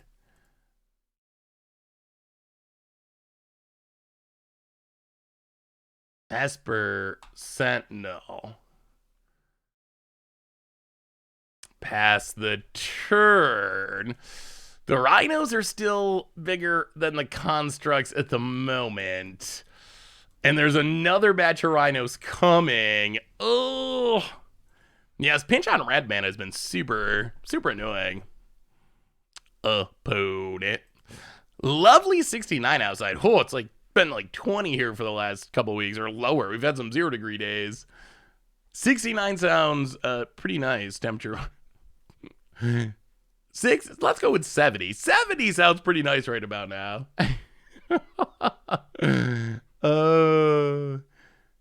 About it. Adapting.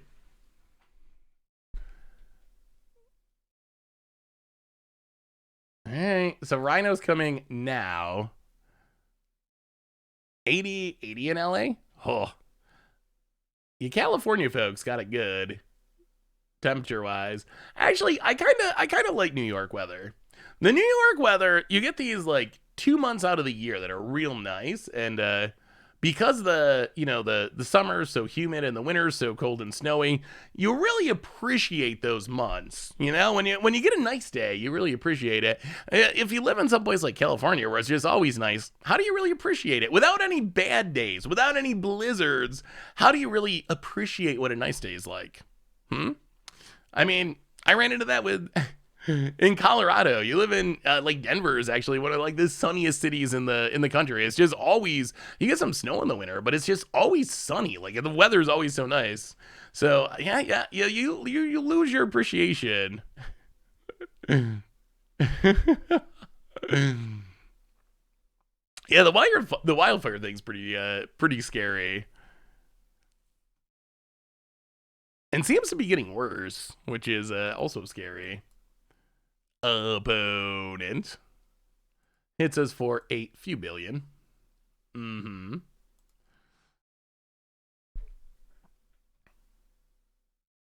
I mean, I don't really mind the cold weather. You get used to it after a while.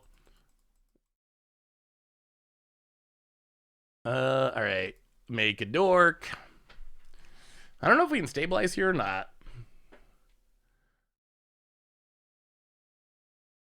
Untap, draw land, make a dork, grab a bobble that we don't really want to crack, play an Arid Mesa, play a Dragon Rage Channeler,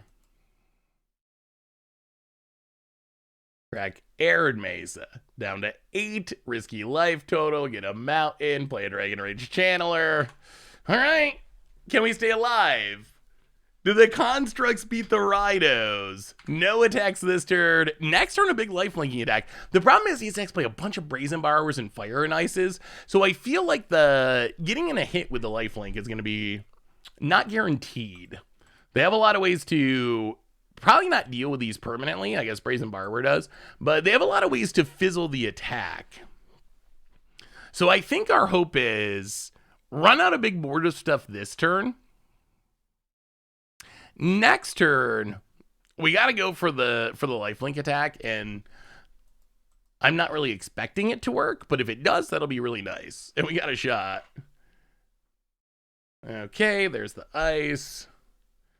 Taps down a construct. So lifelink would have been fizzled. Opponent cracks the wooded files. And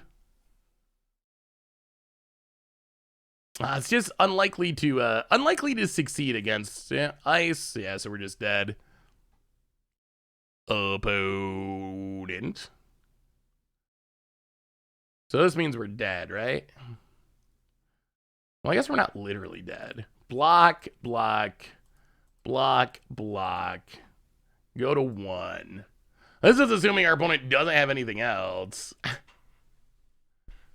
We could have...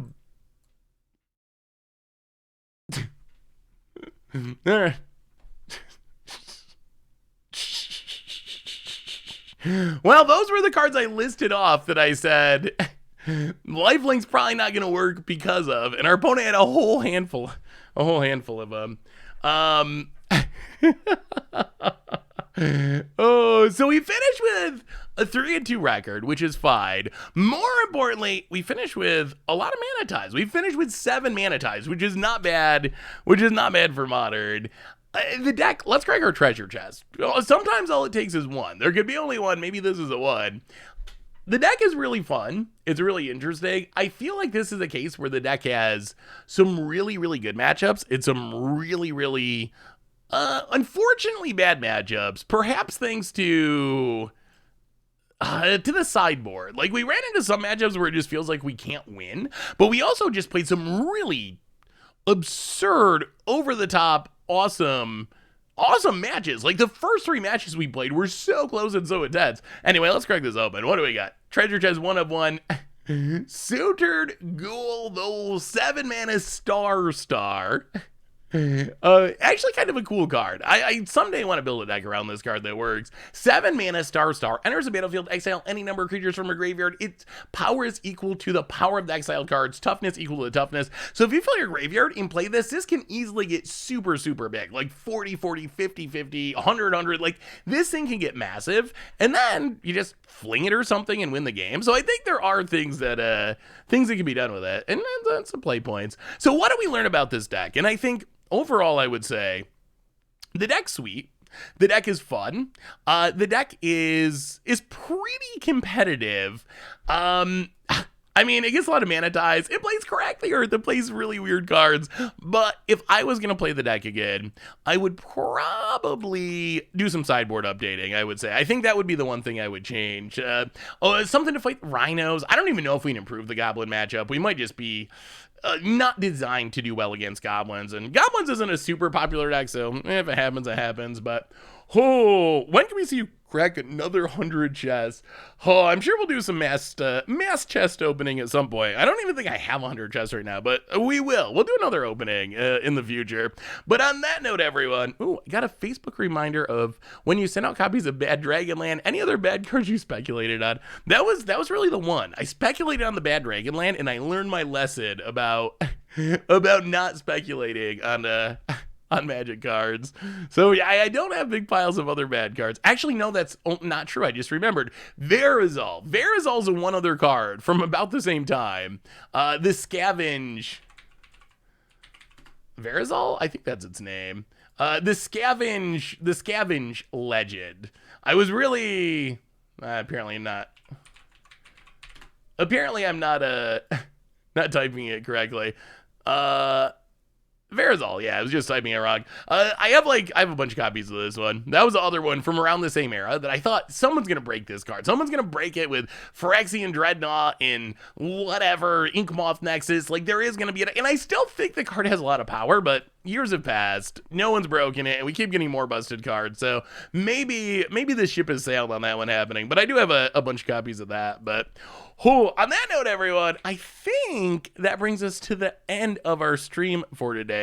Good news is we're back on Thursday, and it is set release day, so we'll be having a ton of fun playing some new standard stuff, checking out ninjas, checking out vehicles. In the meantime, some reminders: replay YouTube. That's where you can find the old streams. If you want to look back on the crazy first matches with this deck, check it out over there. Normal YouTube, so much stuff coming up. Tomorrow's Against the Odds is a really interesting one, a For Science episode, which I think you should definitely check out. It's unique, something we haven't exactly done before. So I hope you like it. Check that out on the YouTube. One more reminder that our sponsor today is Card Kingdom.